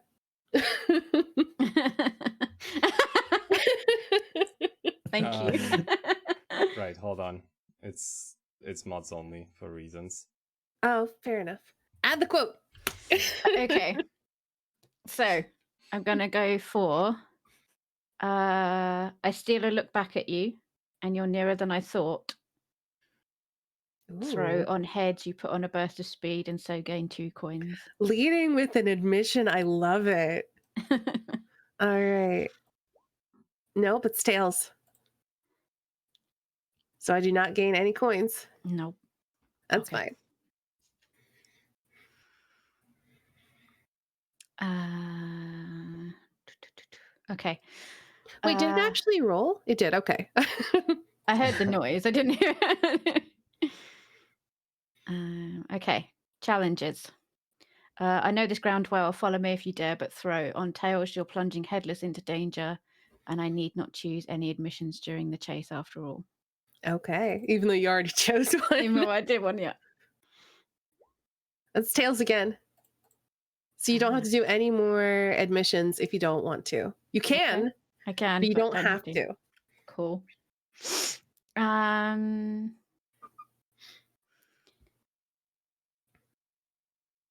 I plunge through stinking, muddy water. Follow me if you want, but you'll need to ignore the stench and filth and ruin your clothing, your nice little spacesuit.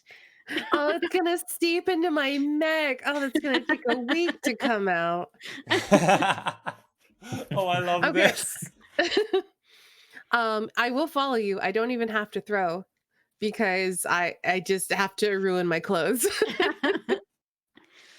Oops, 1 second. No I worries. just pulled my earphone out. Okay, it's back in. Okay, I scramble up a steep incline. Follow me if you can keep up, but throw. On tails, the way is exhausting, and I gain a coin. All right, let's see if I can get a heads for once. I do! Ah, dang it. All right, that is the 4th challenge. So now we go to ending the chase. If you have more coins than the hunter, you break away and escape. But if the hunter has as many coins as you, aka 0, or more, choose one. So you choose one of those endings listed in ending the chase. That's back in the setup. Yeah.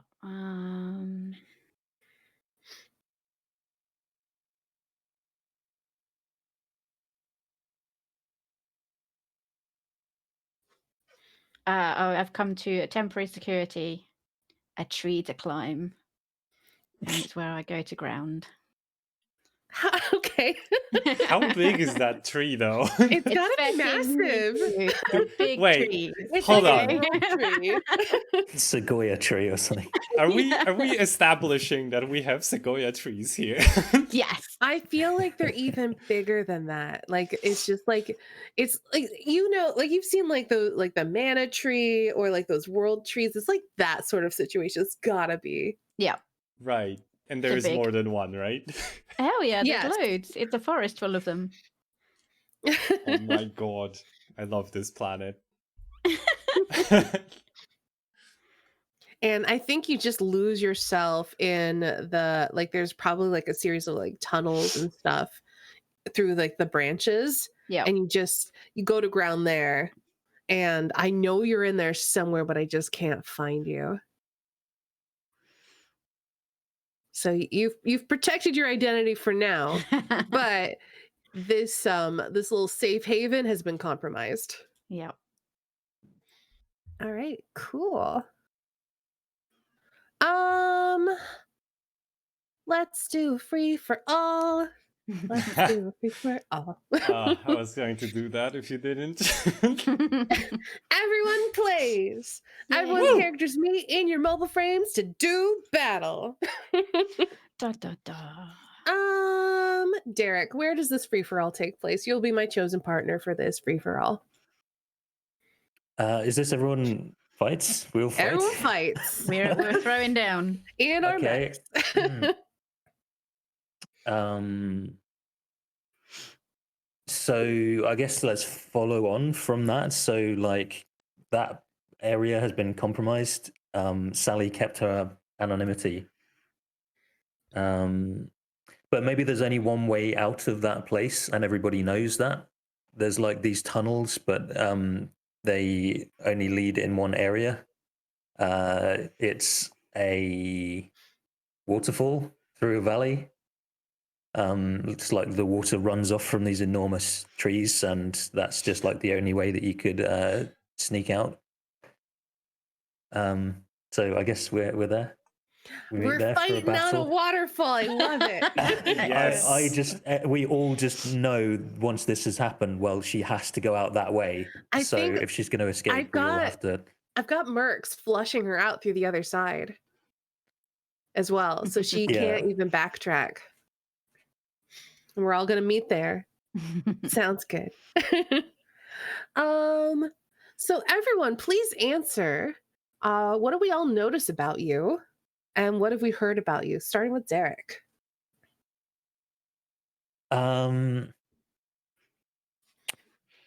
You've heard. So you noticed that I've got also quite a beaten up, like repurposed mech mobile frame. So mine is originally a model that's designed for moving Bantherful around. It's like got weapons and stuff grafted onto it, but it's originally designed just like lift one box of heavy materials from one place to another. And it's just kind of home modified to fight. But what you've heard is I apply my scientific knowledge to get the absolute most out of it. So I think maybe I've like modified it myself, and I know exactly how to work it and how to fix it, like during battles and stuff like that. Okay. What about Atreus? This is our first time seeing your mobile frame.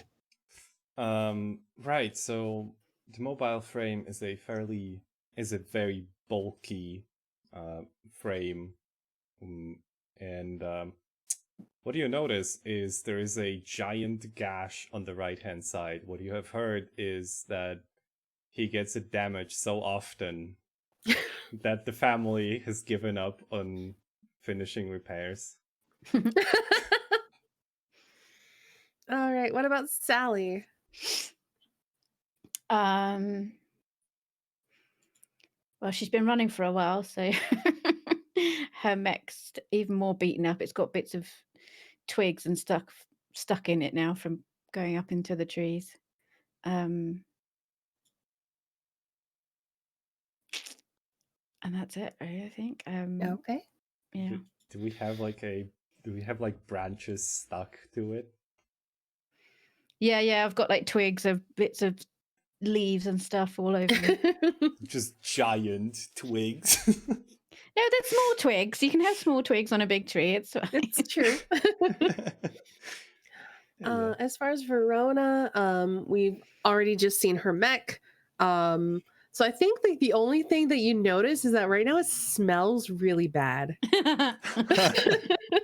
It smells like stinking muddy water. So what you're saying is I have to shut off receptors for smell. Yeah, like I feel like when her mech goes on the scene, everyone just like goes like, it's like, okay, oxygen tanks enabled. Yep. All right, so we during the free for all, anyone may ask for details about the location, landscape, or circumstance. Go around the table. Each of you gets 2 turns. I go first. On your turn, choose any enemy player character and give them a challenge. They answer freely. So,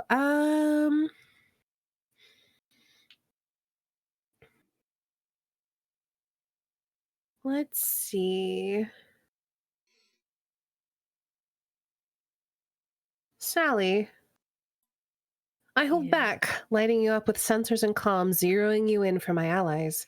Are you able to evade? How?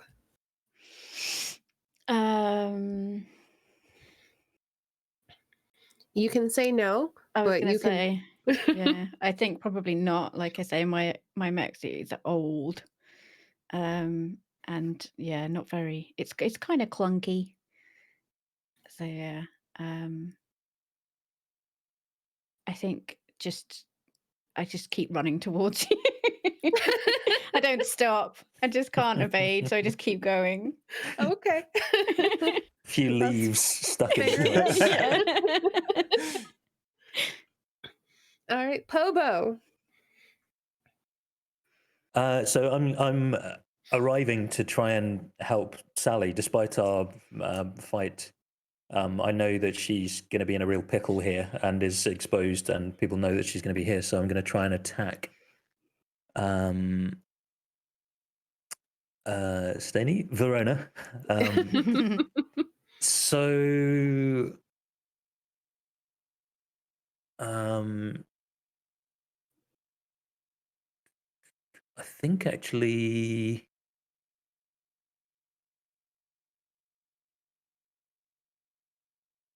Yeah, I'm going to rain a barrage of rockets down on you out of nowhere. Can you escape them? How?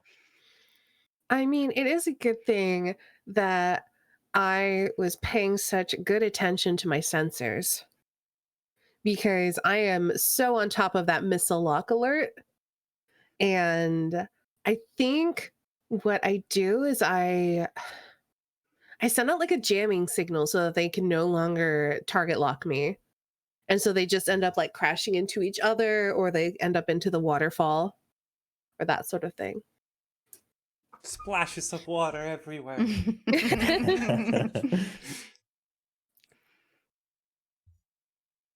Are you guys Atreus. thinking? Are you guys picturing we're under the waterfall at the bottom or on the like river Oh, before I was at the top. Yeah, I figured we're at the top, but I mean, our mechs can fly and stuff. Yeah, at the top. Yeah. Sounds good to me. Okay. Yeah, so I'm like running.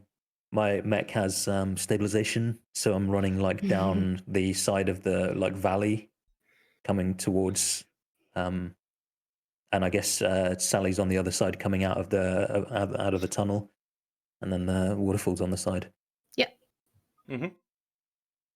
So, sorry, where are you again, Pobo?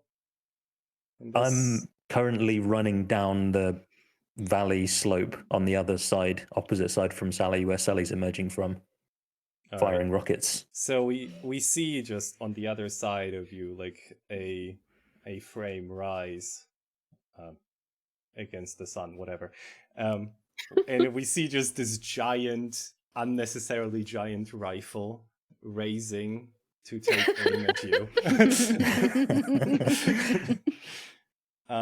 Now, and then we see just this beam that is targeting your comms antenna. Do you avoid my shot? And if you do, how?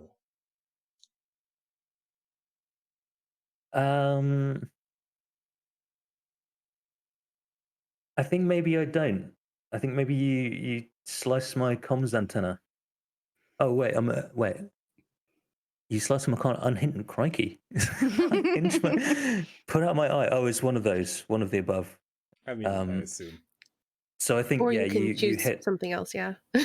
I think you hit my comms antenna. So I don't know you're there. I'm like full speed ahead, like charging down this steep slope, mechs gripping while I'm firing rockets that get blocks, and I just completely have no idea you're there. So comms antenna is like melted by this laser rifle. Nice. Sally. Okay.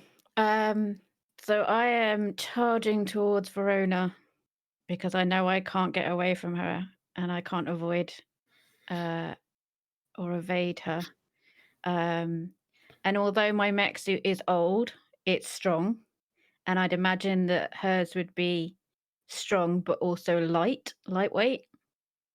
So I heave you bodily off the ground, Oh, dang. lift you up, and Ooh. smash you down again. Are you able to get out of my grip, and how? I don't think I do. I think you catch me by surprise because, like, all of my intel says that you will try to get away.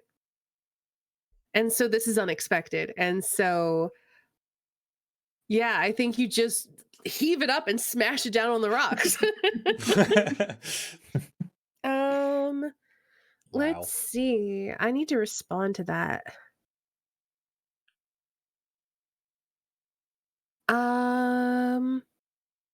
Yeah, so you do that, and I think while you have me in your grip, you just see, like, through your view screen or whatever, these this chest cavity opens up and it's just full of guns. And I can fire on you, pounding you with everything I've got. Can your frame take it? How? I don't think my frame can take it, and I think it just like with every shot, it like knocks me back slightly, and I lose my grip on you, and it pierces some of the armor, and knocks me back a few steps. Okay. Also, definitely when that chest cavity opens up, some disgusting water seeps out. And it mixes with That's the, definitely like, what knocks me back water the most. around. That's great. Pobo. So seeing that Sally it seems to be holding her own for the moment. I'm having my comms antenna shot. I'm going to turn to attack Lord Snailbottom. Hey, at least everyone remembers.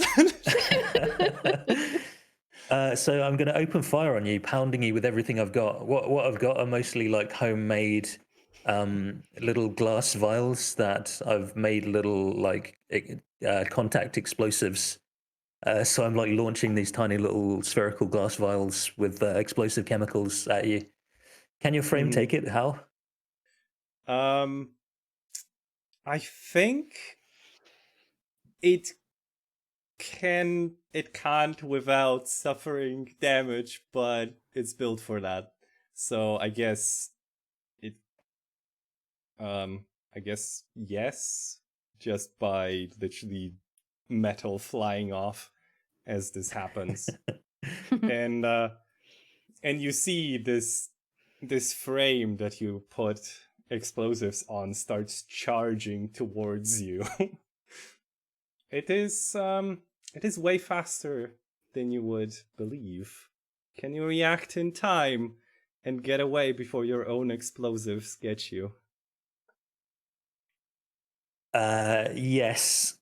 Dangerously, I stop attempting to like run with my frame down the slope of this valley. I just start like sliding. I just like go for it, start skidding down the valley at full speed. Surfing it.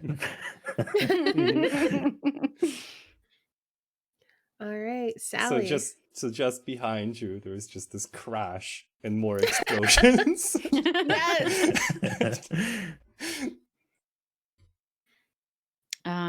Okay, so I've just been hit with a lot of guns, Yes. knocking me back slightly. And more stinking water for sure. And more stinking water. I think I would probably at this point let off my rockets and rain a barrage of rockets down on you out of nowhere. Can you escape them, Verona, and how? Yeah, I just like dive into the waterfall Nice. and get out of there. All right. So that is the end. So let me choose an ending. I get to choose because it was my game. Woo! Ooh, we fight briefly, but it's obvious that none of us will be able to seize the upper hand. We reach an unspoken agreement to meet again under less equal circumstances and go our separate ways. Cool. Interesting. That was fun.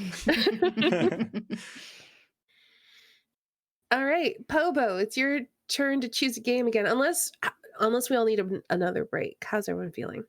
I do need the bathroom again. I'm sorry, I've been drinking a lot of That's water okay. today. Why don't we take another break and then we'll go into the last hour of the game. All right. Well, we will be back in just a few minutes for another hour of this. Yeah, enjoy your break. Grab yourself some tea, coffee, water, cake, ice cream. Well, whatever you want, really. We'll be back.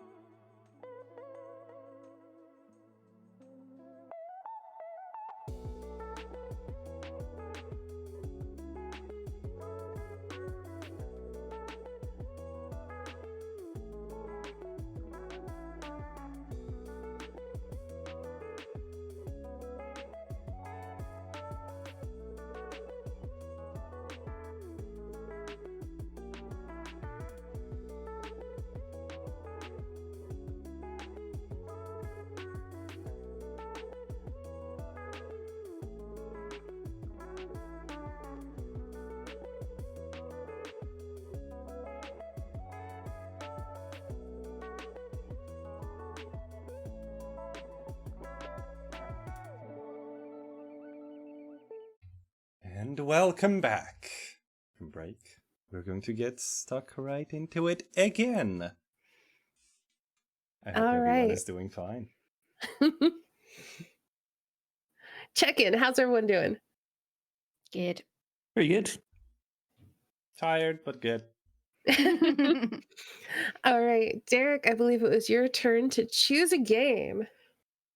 I want to do a chase of Lord Atreus Snailbottom. Oh my god, So- yes. I'm thinking, firstly, my reason is I'm unhinged because I'm a pariah in my own revolution. My ideas are not accepted by the revolution as a whole. I'm starting to get a little bit desperate. So I feel like I need to do something big. And my Are idea you is, chasing me then? yes, with the intention to kidnap you and keep you as a Oh, hostage of some sort. damn! Yes. I was thinking maybe not straight after that battle. I want to do a flying car chase. Yes. I love Nice. it. I love it. So I don't know, maybe I was at the dance. I was just kind of brooding with my monobrow in the corner watching people dance. So I saw Sally Jackson, who I just had my falling out with, dancing with Lord Snailbottom, who, you know, is well known figure. And I maybe think like there's some deal there. And I think he's one of the key nobles and a prize asset if I can kidnap him. So maybe I then went and like maybe not where you live, but I find out somewhere that you frequently go. And when you leave Country to go club. I in a country club. I kind of like the idea that maybe you find out by accident like a secret of mine where like I technically shouldn't be for some reason. Ooh, okay. Okay. Oh, I like that. So maybe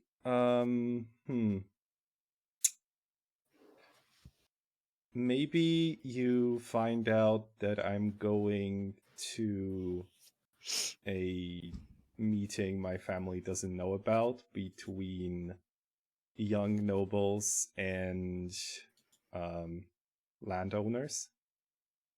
Ooh, okay. Cool. I feel then like I I'm definitely notice. not present at that meeting because Yes. one, I would be involved in the scene, but two, I embarrassed you. Which maybe led him to start this. Like he was snubbed by the older generation of landowners. He's starting a new, younger corporation.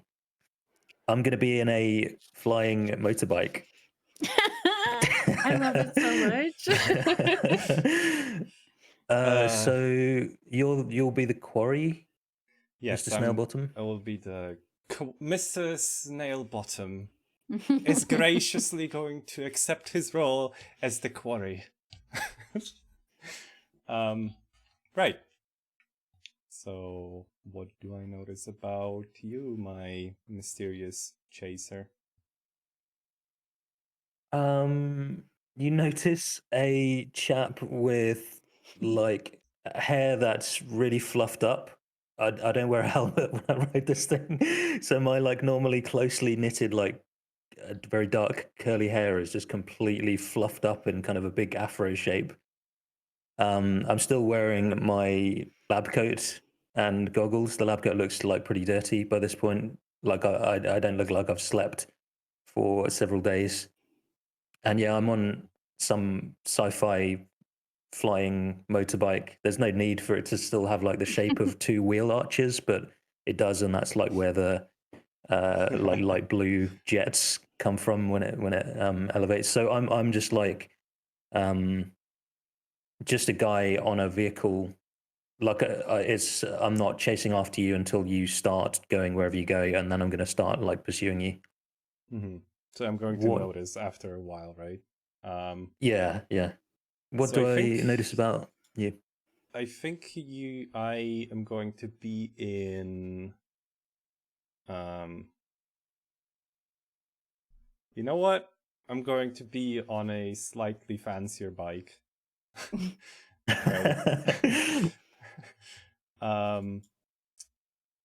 But what do you notice about me? I think you will notice that I have taken care to disguise myself just by wearing different clothing and like a helmet that covers my face. I mean, what have you heard? I think you have by accident discovered that secret. I think that's what you heard. Yeah, okay. All right. All right, the So, quarry conducts the chase. Where are you going? I am going to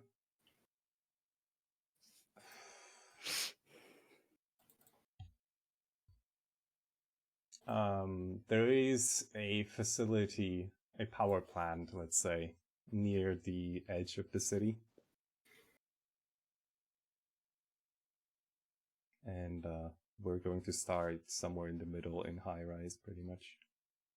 Okay. But Nice. All right, so you may choose freely between challenges and admissions. The third one must be an admission.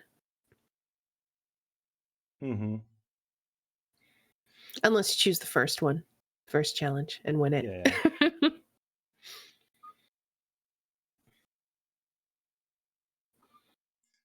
Okay. So I notice you, and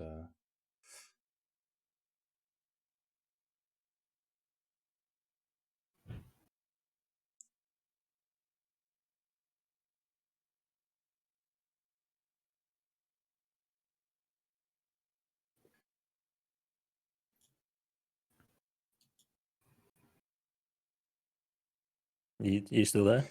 yes, I'm thinking. Sorry. Okay.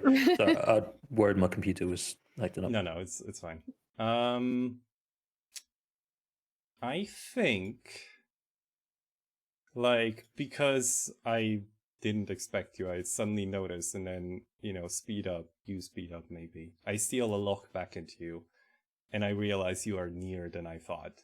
Please throw a coin. On heads, you gain 2. You put a burst of speed. So as a reminder, you're going to right-click the coin in the middle of the table, go to multi-sided, and then random side. Oh, that's heads. Okay, you gain a coin. I will go ahead and deal it to you. You gain 2 coins. Oh, 2 coins. Ooh. Yep. It's going well for you so far. All right. I decide there has to be a way to get away, and slightly just because you're so near, I decide to attempt a daring maneuver, and I see like a floating truck with like a ramp on the back of it. It is, and I'm going to ride up it, and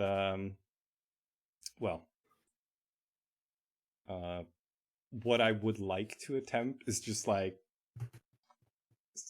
fly onto like the top of a low building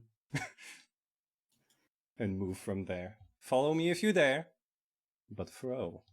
On heads you gain 1 coin, and on tails you're at my mercy. Oh, you're doing the last one. The chase ends now with you at my mercy. Yeah. Interesting.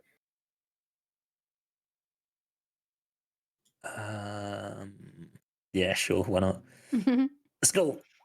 Oh, those 2 coins mean nothing. So what happens? No. So there's another like ramp shaped truck like next to the other one. They're like in convoy. It's like two from the same company, and they're transporting like sheets to construct prefab walls for apartments. And I try and like just do the same. I try and follow straight after you. But yours is like we're jumping up to the left side as we're driving along onto the building roof. You jump from the truck on the left side. I try and do it from the right, and I'm just that a little bit further away. So my grav bike, as they're called, just smashes into like the top of the wall just below the roof. Bike doesn't make it up and blows up. I'm just like high enough that I can like grab onto the ledge of the roof. So I'm just like out, the bike is destroyed, and I'm like holding on for dear life on the top of the roof that you just landed on top of. So, Atreus, how does this look from your perspective? Like, Pobo is dangling for his life. You've cleared this jump expertly. Do you just take off and leave him? Do you help him up? Like, what happens? I think like we see me just slowing down as I look back and just see no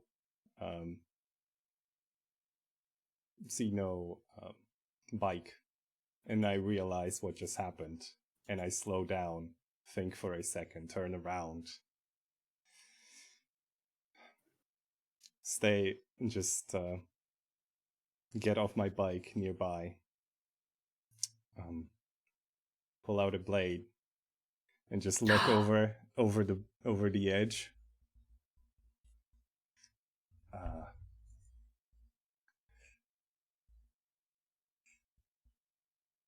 Okay, hold on. Okay, you are at my mercy. I don't want to kill you necessarily, but Does this turn into a sword fight? I think I will just look at you and decide against killing you and pull you up. And now I'm going to ask you, would you like for me to just do a sword to sword right now with you? Absolutely. I was hoping you were going to ask that. Yes, please. All right, awesome. Meeting sword to sword. All right. I mean, we know a lot of this already. I feel like you can probably just skip to conducting the duel because everything else has been answered. Unless, do we notice anything new about you? Pobo, do we notice anything about you? Just that. So I take your hand to get pulled up, and then we notice that with my left hand I reach inside my lab coat, and there's something that looks. There's like an inside pocket and a row of pens, and there's something that looks just like a thick pen. I grab onto that. Just after I've pulled up and I'm muttering something about terrible traffic today or whatever crazy. And I pull this like pen out, and it like just keeps coming, and it's like a long, very thin, like super thin, like needle-like sword. It just extends like a what are they called? Not periscope. Those pointers that lecturers use. It kind of Telescoping pointers. yeah, it extends like one of those, but it's a blade.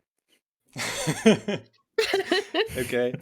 Like I jump away and just like pull up my visor, and you can just see the disgust in my face at what you have just done. I have shown you mercy, and you are pulling a blade on me. So who's the better with the sword? I think Atreus, to be honest. Probably. I don't think I'm yeah. much of a sword fighter. So you were outmatched by Esteni's character by Verona before, but I think that in this one, Atreus is the better. All right, so that means Atreus, you get to ask the first question. Okay. That's a That's the dance questions. That's the wrong one. We just spontaneously start dancing together.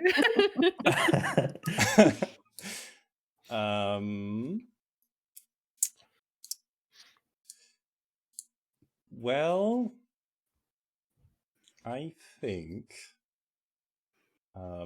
I raise my sword and just look you in the eye.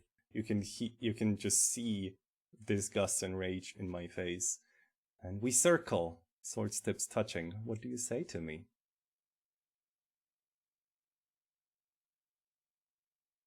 Lord, I forgot my voice. Lord Atreus. Lord Snape. That's right. That's how I actually Very speak. stiff. I say, Lord Snailbottom. This What? meeting is no coincidence. And you are? That's not important. I think it best you come with me before anybody gets hurt. And launch into a flurry of blows.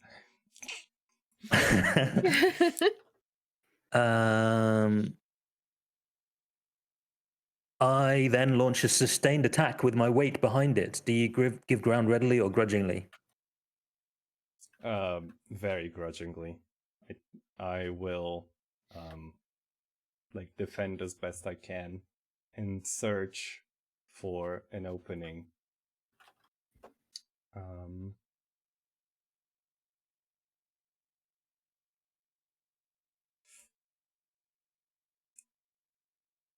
And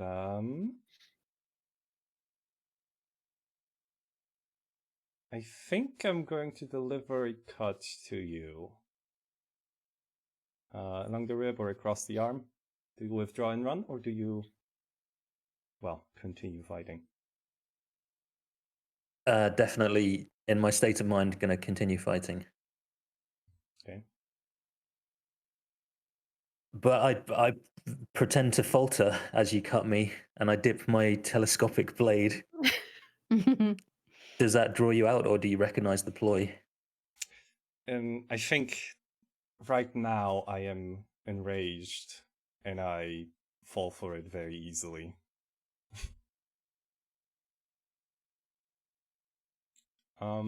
So along with that, you do cut me. Do you press your attack or give me a moment?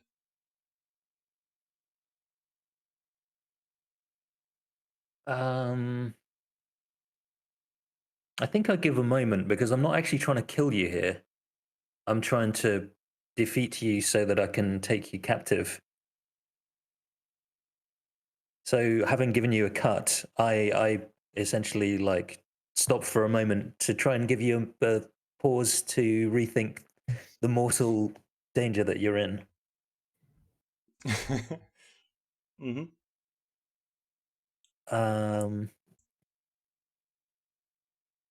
So then I have wait, I want to do a talky one.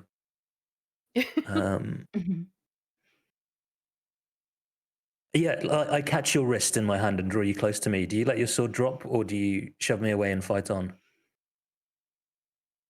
Oh no, I twist away. And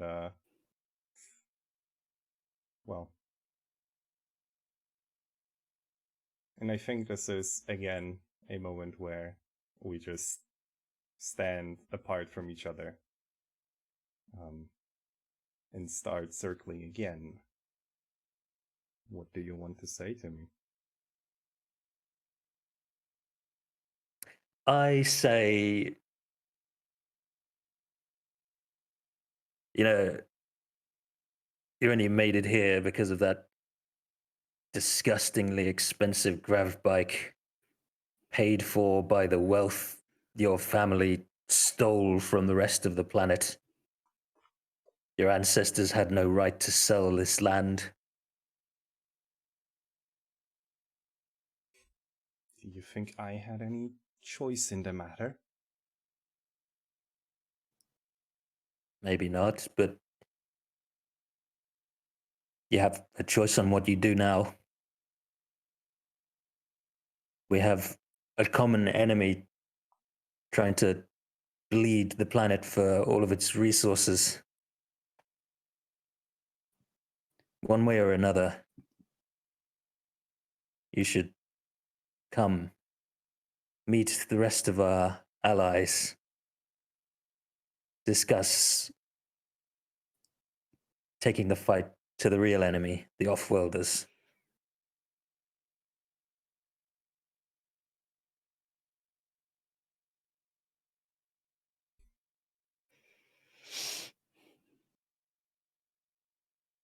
And that is your way of inviting me.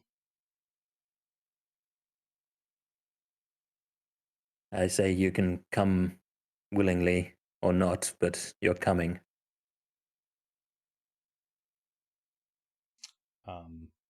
Stab him. I actually forget whose question I is. think it's Derek right now. Stab him. Because I am definitely going to try and stab you, by the way. Well, I think I'm not stabbing right now. I'm talking and waiting for you. Let's see. I think I have my sword point towards you. Maybe not to your clavicle, but I'm pointing my telescopic blade at you and like demanding you to submit and come with me. Do you twist away or do you submit? Oh no. No. There is no way. I will just hit your blade away and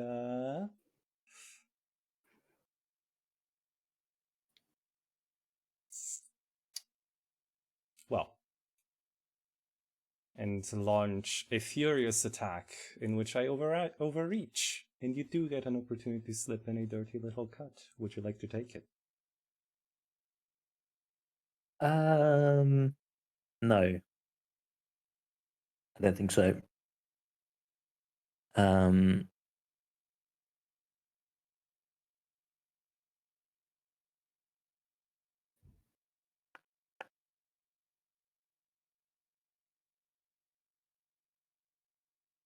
Oh, I think I'm going to do a closing question, but some of them are killing either me or you.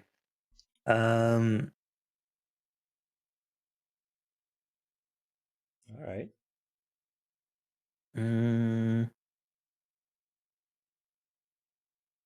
Actually, maybe not. You thrust perilously close to my face. Do you cut me where? Yeah, I will cut you. I will cut. I will cut just on your shoulder. And I think following that strike, I will pierce your side, but I'll leave myself wide open to a return stroke. Do you deliver it? Ooh.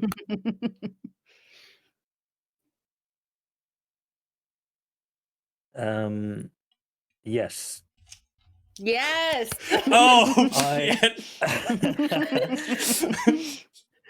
Question, both can I just, do like- that non-lethally? So can I use that to like subdue Atreus non-lethally? I feel like you both are subdued at this point. Yeah, we just. You don't have to kill each other because it doesn't specify in the closing question, but you both are out of commission from this piercing question. Piercing. Yeah, okay. So I just imagine So that just the gets camera pulling out as you both are just like bleeding out on this rooftop. Awesome. Yep. Nice. We don't know where you will wake up next, if you'll be in a Bantrash controlled hospital or a revolutionary warehouse. We'll find out later. I feel like if and when we get to it, it's a coin toss. Jelly, it's your game. Okay. I'm going to do a conversation over food with Verona. Ooh. Under the Okay. pretense that there was a slight flirtation between us at the ball, I'm going to ask you to come to lunch with me so that I can try and find out more about who was chasing me and if they know it is me. Okay. I like that. So where do you think we're eating together? It'd definitely be somewhere public. Hmm. Also, we have to use a lot of like coded language. I love it. Yeah. So yeah, probably like a cafe or something. Sure. Yeah, where there's lots of people around. Other players could join freely, but I feel like you're in the middle of a car chase right now. Yeah, I think And you've been that's- stabbed, so maybe not. So I think you would notice about Sally that she seems jittery, and yeah, a bit nervous. But you can't Okay. tell whether that's just because she's nervous in your presence or if something else is going on. Okay. Have I heard anything? Either about you or about the revolutionaries? You've heard you know that the revolutionaries have someone who is gathering information from the different houses, but you're not sure it's who it is. Okay. I don't stink anymore. That's good. I'll say that. I don't have to sit 2 Don't tables stink away from you. anymore. No. I've definitely cleaned up. I've probably had to throw away that flight suit. That's fine. It's not a big deal. I have others. I feel like Verona seems pretty calm in the situation. Like, but I think there's also a little bit of a nervous energy from her as well. Cool. Have you heard anything about landowners? I don't think so. Except that they haven't really had much beef with like going back to my first solitaire. Obviously the revolutionaries and the people with the populist emblems and whatever like have been trying to get the landowners off the planet. The landowners themselves don't seem to have much beef with the revolutionaries at this point. It feels like a lot of the fighting has been either one-sided or Mhm. more contained with like revolutionary versus Bantresh, I think. Just Okay. from how our game's been playing out, it feels like that makes sense. Okay. Okay, who has the lowest social standing here? I think it might be you. Yeah, probably. So we're going to take turns asking questions or engaging in improvised conversation. Cool. So we can pull up our topical questions. And then to end the conversation, either we pass and talk about the food or we leave the conversation. So whatever makes sense. Okay. Mm.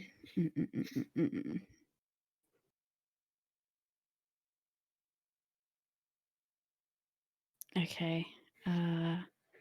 Let's go for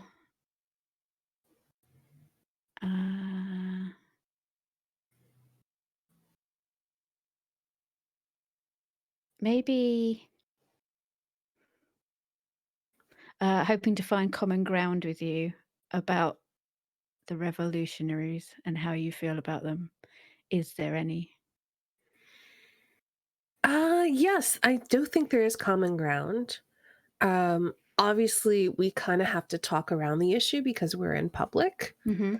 But I think like maybe you get to talking about how frustrated you are by the current state of things.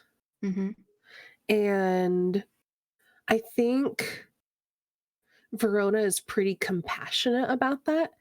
And I think she says something to the effect of how she wishes things were different.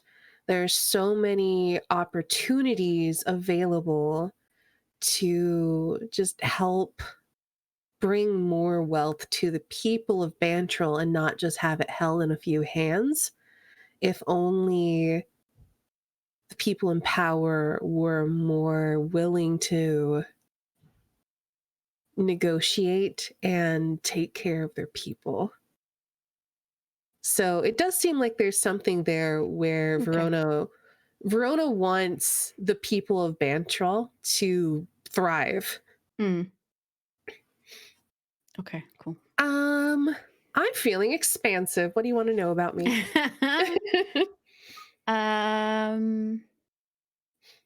What do you like most about your job? I would think. What got you into what you do?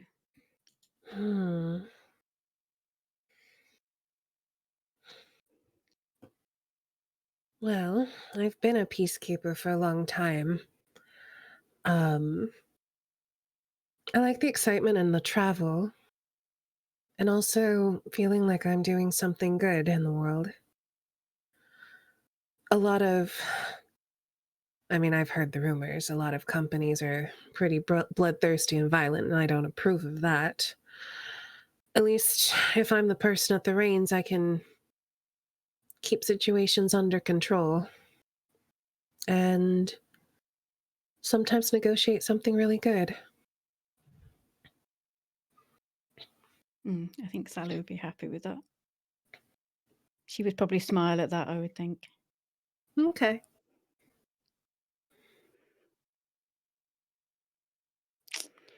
Okay.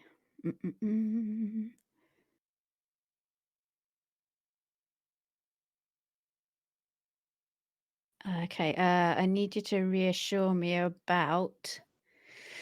I think she would probably say something along the lines that she heard a rumor about a chase the other day.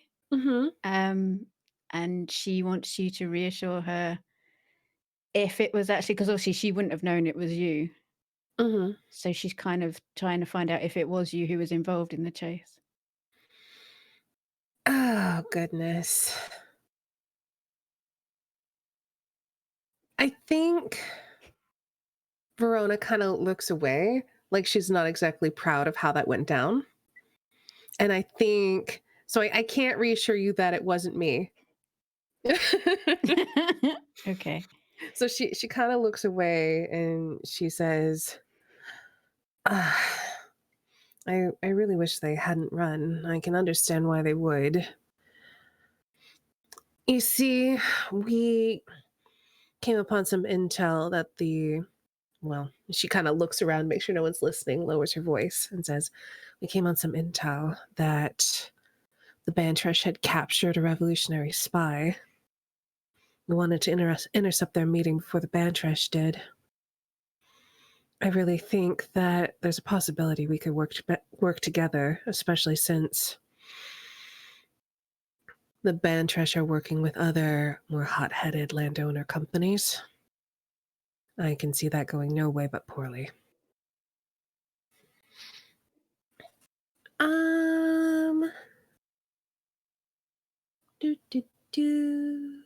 Do I want to ask? I hope to get you to commit to a second date, can I? Sally blushes and looks down, but nods her head and says, I would like that very much.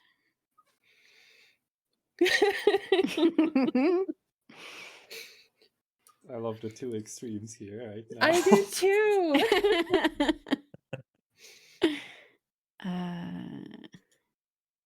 How many times do we just keep going until it until it if you feel like that's satisfied, we can say the date ends there.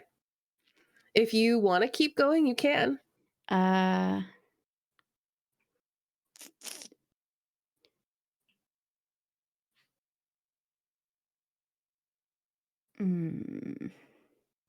I think, yeah, I hope to convince you that without directly saying to you that I am a revolutionary, I hope to convince you that I believe that they're doing good and that they're on the side of right and that they are, without knowing that good old hobo has just tried to kill an aristocrat, that we are not trying to incite any violence.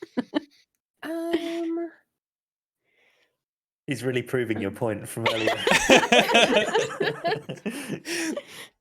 I don't know. Like, you can't fully convince me because there's certainly members of your faction or of The faction. related factions Yeah. who are certainly trying to incite violence. I think Verona, she said something like, I wish that were true. There's just a lot of anger and misunderstandings, I think. I mean, it wasn't a week ago that some people threw bricks and garbage at us. I think But so. Yeah. I believe that we can reach an understanding. It'll just take time and trust. I hope so. I really want something to give you away to me. Yeah, that's what I was kind of trying to do in a kind of roundabout way. That you're a rebel. What specifically is it? I suppose I could do I accidentally spill the secret that I know more about that chase maybe than I should have. Okay. I cover it gracefully, but do you pick up on it? I must then, because Yeah. you're giving away to me. So I think there's just this moment where you see, like, you know, that when you, especially as a teacher, would recognize that moment when the dots connect and someone like Yeah. understands something, and you see that moment on my face, and then like my eyes turn and look at you again. Yeah, and I think Sally would quickly change the conversation. Oh, look, the food's coming. I think we should end right there. Yeah. Oh, I love it. I am tempted to do a stealing time together in your pantry later. But you know, if we're gonna do it, we have to do it now. We're running out of time. True. Let's steal time together in your pantry meeting location. You go there to meet Oh my someone else, and God. I'm there. Okie doke.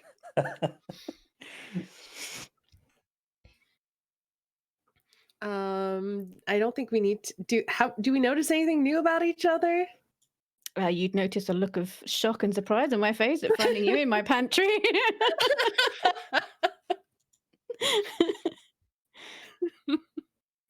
I'm probably wearing like I'm dressed up like someone sneaking in somewhere, so probably like a black cat suit or something. You a and like ninja. I definitely have a mask on that I pull off when you come in. Yes.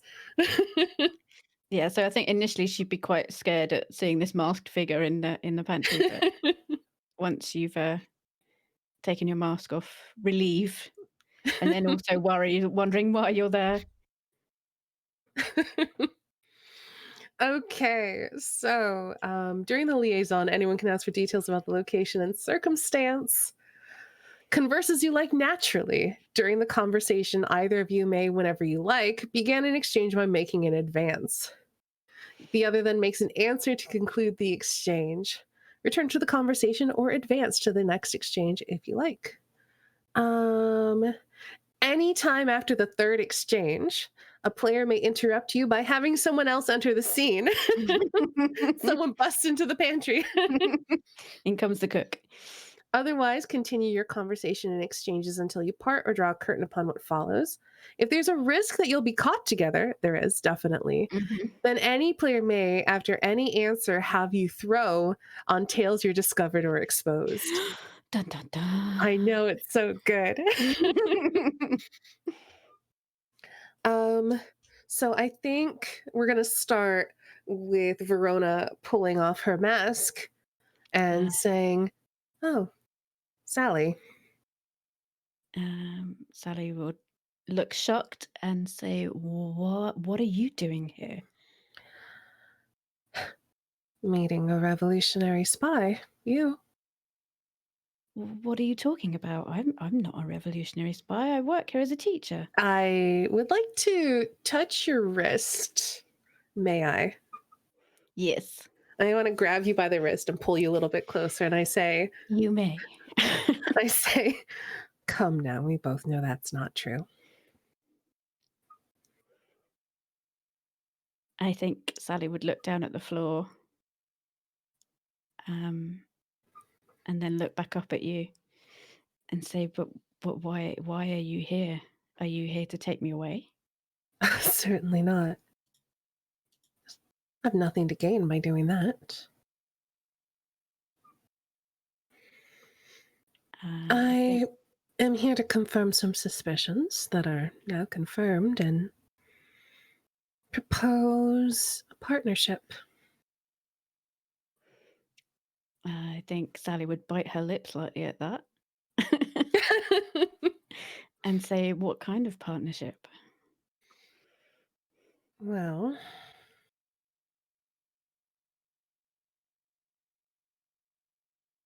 we could use spies as well, and then work against your enemies together. Okay. I think at that point I would interlock my fingers with yours and hold your hand, if you may. Yeah, you may. Cool. So what would that mean for me? Who would I be working for? Well, I wouldn't ask you to do this surreptitiously. What I suggest is that, and I want to move closer to you, maybe back you into a pantry shelf. May I? You may. I feel like there's a little bit of a rattle of the different dry goods as your back hits them.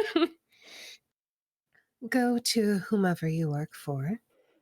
Let them know that I have to look at my company name because I don't. Twilight Space Enterprises would like to support their endeavors.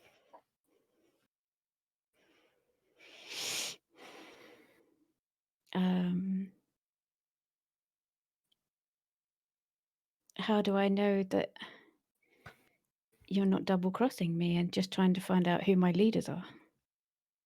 Would You that be wouldn't a have good to tell. time for a throw? Sure, yeah.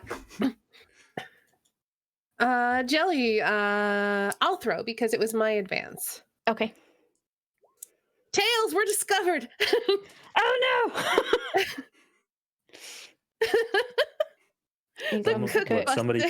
Somebody comes in. I was Yeah. kind of wondering, just a thought, like maybe I succeeded in kidnapping Lord Snailbottom, and I'm bringing him to one of our known revolutionary locations. Oh And it my happens to god! In the pantry. Yeah, But aren't happens to we be in the the pantry. pantry in Snailbottom's cousin's house? Yeah. Yeah, no, that doesn't make sense. It doesn't quite fit. I think it makes more sense for the cook to bust in and see me pressing the school teacher up against the pantry shelves. And I think I get shooed out.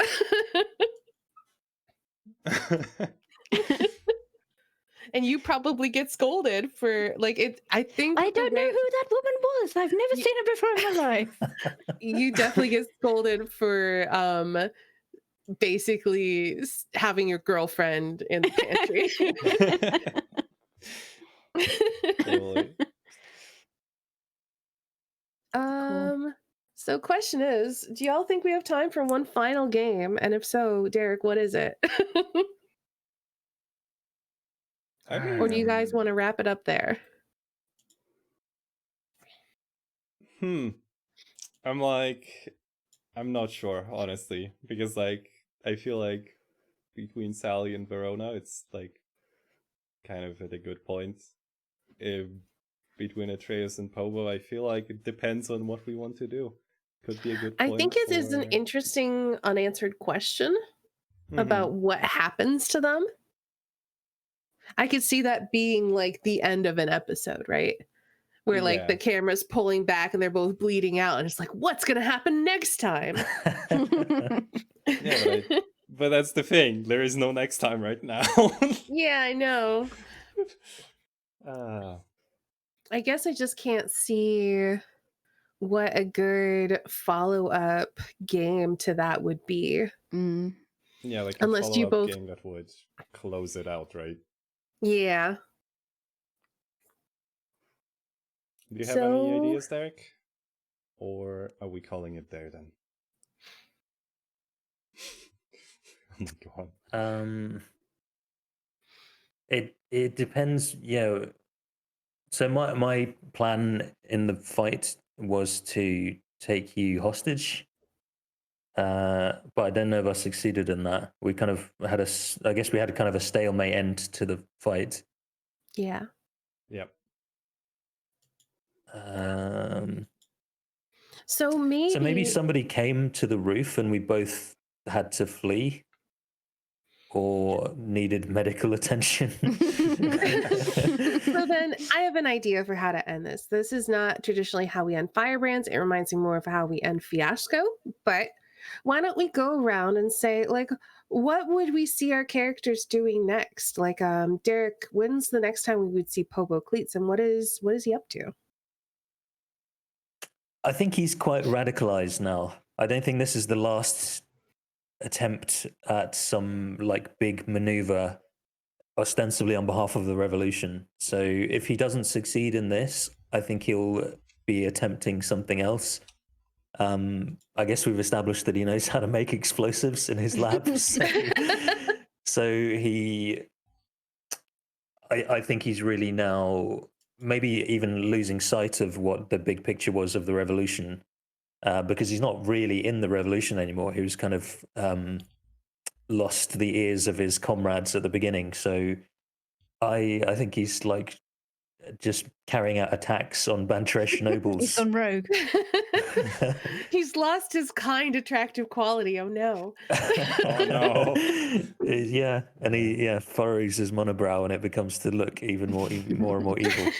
I feel like what about that's- Atreus? I think what we would see is following up from a scene of Pobo just destroying things and trying and killing nobles and whatnot. Just his frame just appearing to try and stop him.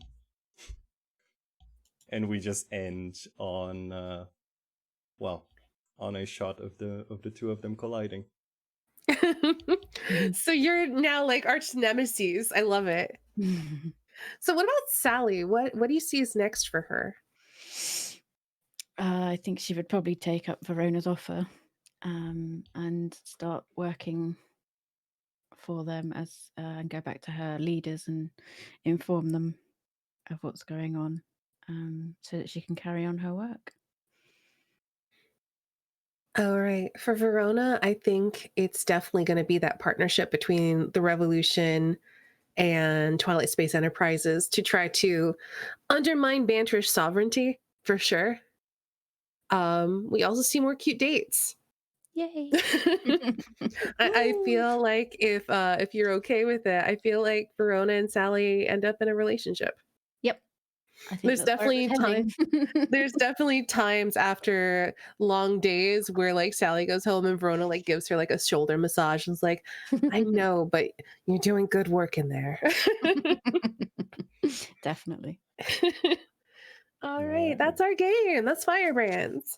That was cool. All right. You know what? We have like 5 more minutes. I'm kind of curious about everyone's thoughts about the game, right? That, for the people that played for the first time, including me, really. Yeah, I'd love to hear your thoughts about it because I know that Firebrands, especially for those of you who have only played D&D or have mostly just played D&D, Derek, I know you've played Fiasco twice. So I know that this has quite a different pace and quite a different set of expectations for what the player is responsible for. So I'm curious how y'all felt about it. I like the mechanics of it. I think it's a fun way to do things. And although the the role playing bit made me very anxious that I couldn't I'm not too good with coming up with things on the spot. I kind of enjoyed it in a way. It forced me into doing it. And I'm not quite as bad at it as I thought I was. I think you did a great job, Jelly. Thank you. Absolutely. So yeah, I'm kind of chuffed that. Yeah, it was good fun. I liked it. Yeah, I do love exactly what Jelly said. Like, it forces you to do certain things just by the way it's structured. It's like, oh, here's a game, ask these questions, come up with answers, right? And it's just by the choice of questions and prompts, it like automatically creates something interesting. Mm-hmm. I like it. Like, I could see myself playing this more. It is literally my favorite game. Derek, how'd you feel about The it? flow of it's really different. I found it very narrative in a really good way. Like, I guess that's what the questions do. Like, what starting off everything with what do you notice about me? Has something changed? Like, that's for me. That's all that helps to like flesh out the scene. Helps to imagine it better. I suppose it's. I had one or two thoughts of like what might happen next in the story that don't fit with one of the games. I suppose you can probably like do little interims or like cut to something later. And I suppose what I'm saying is like I could see how you could get a lot from it on like the second or third time you play it, once you know like what you can do with each game and what you need to do between games and stuff. Yeah, I will say, like, one thing I have discovered from playing this so many times is that you can use a conversation over food and stealing time together for so many different things other than what is written down. Right, yeah. You could do a conversation over food over a cup of coffee in a police station. You could do a stealing time together where I'm touching your wrist to bind them because I'm kidnapping you. May I? Oh, that's good. Yeah. So yeah, it's like when you first play the games, you just play them as is. I feel like the more you play them, the more you kind of stretch the definitions of what they mean, which I think is really fun. That makes sense, because first time I'm just thinking, well, those are like date romance things and those are like mech fight things. Yeah. And like those are the two options. But yeah, that makes a lot of sense if you can adapt things for different uses. Yeah. I really also like that certain games just have like a limit. Hey, this is how many questions, right? Mm-hmm. It makes it so that one scene doesn't like last for too long, right? It just is very contained. It's a well-designed game, I will say that. I would agree. The only thing I have issue with is a tactical skirmish, which is why I've cut it from the game. I will say, if we ever play The King is Dead, War is such a much better version of a tactical skirmish. War is a great game. A tactical skirmish, I don't like it. All right. So and I'll tell you why real quick. The reason why I don't like a tactical skirmish is that it's a war of attrition that no one cares about. It's like you make demands that say like, withdraw now or you're gonna murder one of my people. And they're like, okay, then I'll just murder one of your people. I don't care. Like, that's why it doesn't work. Yeah. There's also definitely like, it's really easy to have quite intense action moments, I think.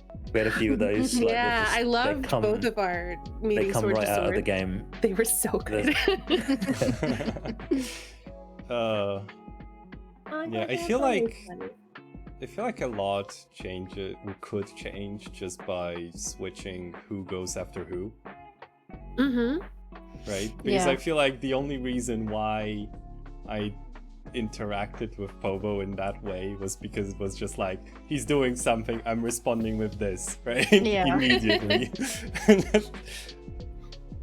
It's good. That's it. Yeah, And like even with these when- characters, It's alright, go for it.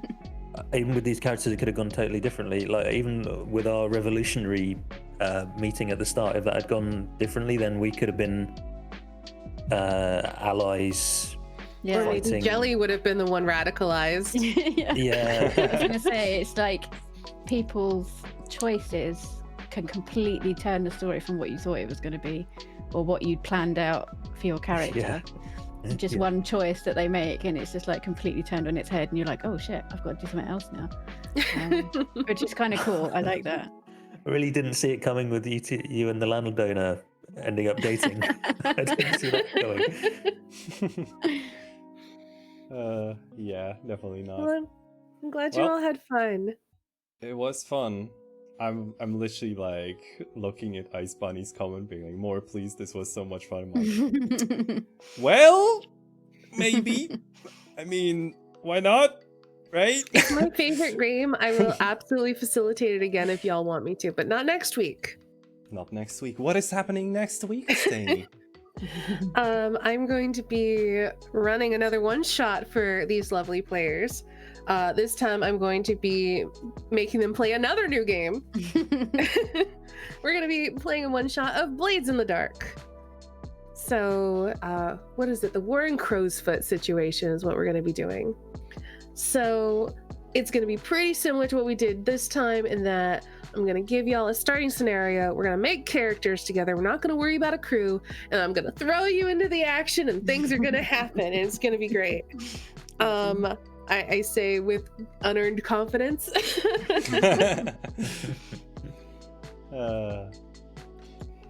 Well, it was a pleasure. Cool. Thank you, Estani. Thank Thank you you, so much. Steny. Thank you all so much for Thank playing you, my favorite Steny. game. Hey, you know what? I can do the thing I used to do to Derek every week. Like, it was a pleasure. You facilitating this game was awesome. Where can we find more of your awesomeness? Okay, so hi, I'm Estani. I am a variety streamer and art streamer and voice actress over on twitch.tv/Estani. Actually, in about 25 minutes, I'm gonna be playing games. We're gonna be playing more Calico, which basically is a game where we run a cat cafe. Oh. Oh my god, that sounds amazing. It's adorable and silly. You're a magical girl who runs a cat cafe, and you pick up spells that let you change your appearance, your animals' appearances. I ride around on a giant red panda because I made it giant. And it's a little bit Animal Crossing-esque. And it's just really, really cute. And you can pick up animals and wiggle them and put them on your head. And it's just adorable. So we're going to be doing Amazing. more of that today. That does sound awesome. Speaking of awesome, there we go. Hey Derek, you have been streaming a lot on illegal not Sundays. What's up with that? Illegal, not something. Illegal streams. I've been hacking into Twitch and streaming more than my normal streaming license, which is Sundays. Yeah, I normally do Sunday afternoons. I've been doing Outer Wilds, which is absolutely rad. I'm obsessed with it. You explore the galaxy in a tiny little wooden spaceship and try and find little tidbits of lore, little nuggets, piece together the story in time loops before the apocalypse happens. It's amazing. I really want to play that. You would absolutely love it. You really would. Yeah. It's solving puzzles and piecing together the mystery of the story. It sounds like a 100% an Estain game. Yeah. Yeah, it seems like an open world puzzle where everything is a giant puzzle. Yeah. pretty much. I love the sound of that. I kid you not, so I had to I'm not pull gonna- myself away from the stream to not spoil it for myself. Yeah, it's a spoiler possible game because like once you know how to do something, like apparently people are telling me you can just go to the ending of the game straight away. The only thing stopping you from ending the game right at the beginning is you just don't know where it is and what to do. But like it's Interesting. open, it's not locked. I like that. Uh, That's so That's, cool. yeah. So yeah, I'm not streaming this Sunday, I don't think, but that'll be the next thing I'm streaming. Yeah. Oh my goodness. Well, unfortunately, that means I'm going to be missing those. Yeah. Hey, Jelly. But y'all should check out Dirk's streams. Sorry, go ahead. Oh, hell yes. You should, absolutely. You should. Definitely. Hey, Jelly. Hey, Snouch. How you doing? I'm alright, you? Yeah, I'm okay. Would you like to be appreciated? Hell yeah. All right, let's do this. Jelly appreciation. Oh, I love doing this. All right. Well, that is it with today's game. We are going to be back next week at 7 p.m. CET with Blades in the Dark. And then the week after, we're going to be starting Tenacious D&D, our all-bard irreverent 5th edition campaign. And then one thing that is kind of interesting, tomorrow, I'm actually going to be visiting someone else's channel, namely Snazzy Bastard. And I'm going to be painting my Noise Marine and creating a little working stage with a giant speaker behind him while he creates his Gundams. Very on topic, I think. It's pretty on That's topic. awesome. I love his All name. right. Snazzy I Bastard. think It's a for great name. today's raid, I would like to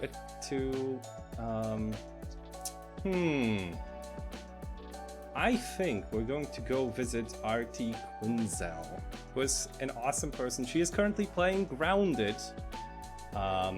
Yeah, if you would like to let her know that you are part of this raid, please do copy the message I just posted in chat, or create a variation of your own. I will see you there. Have an Content awesome... warning for arachnophobia. Yes, good point. Content warning for arachnophobia. But, in any case, thank you so much for being here. I hope to see you around. And have an awesome rest of your week. Bye. Bye.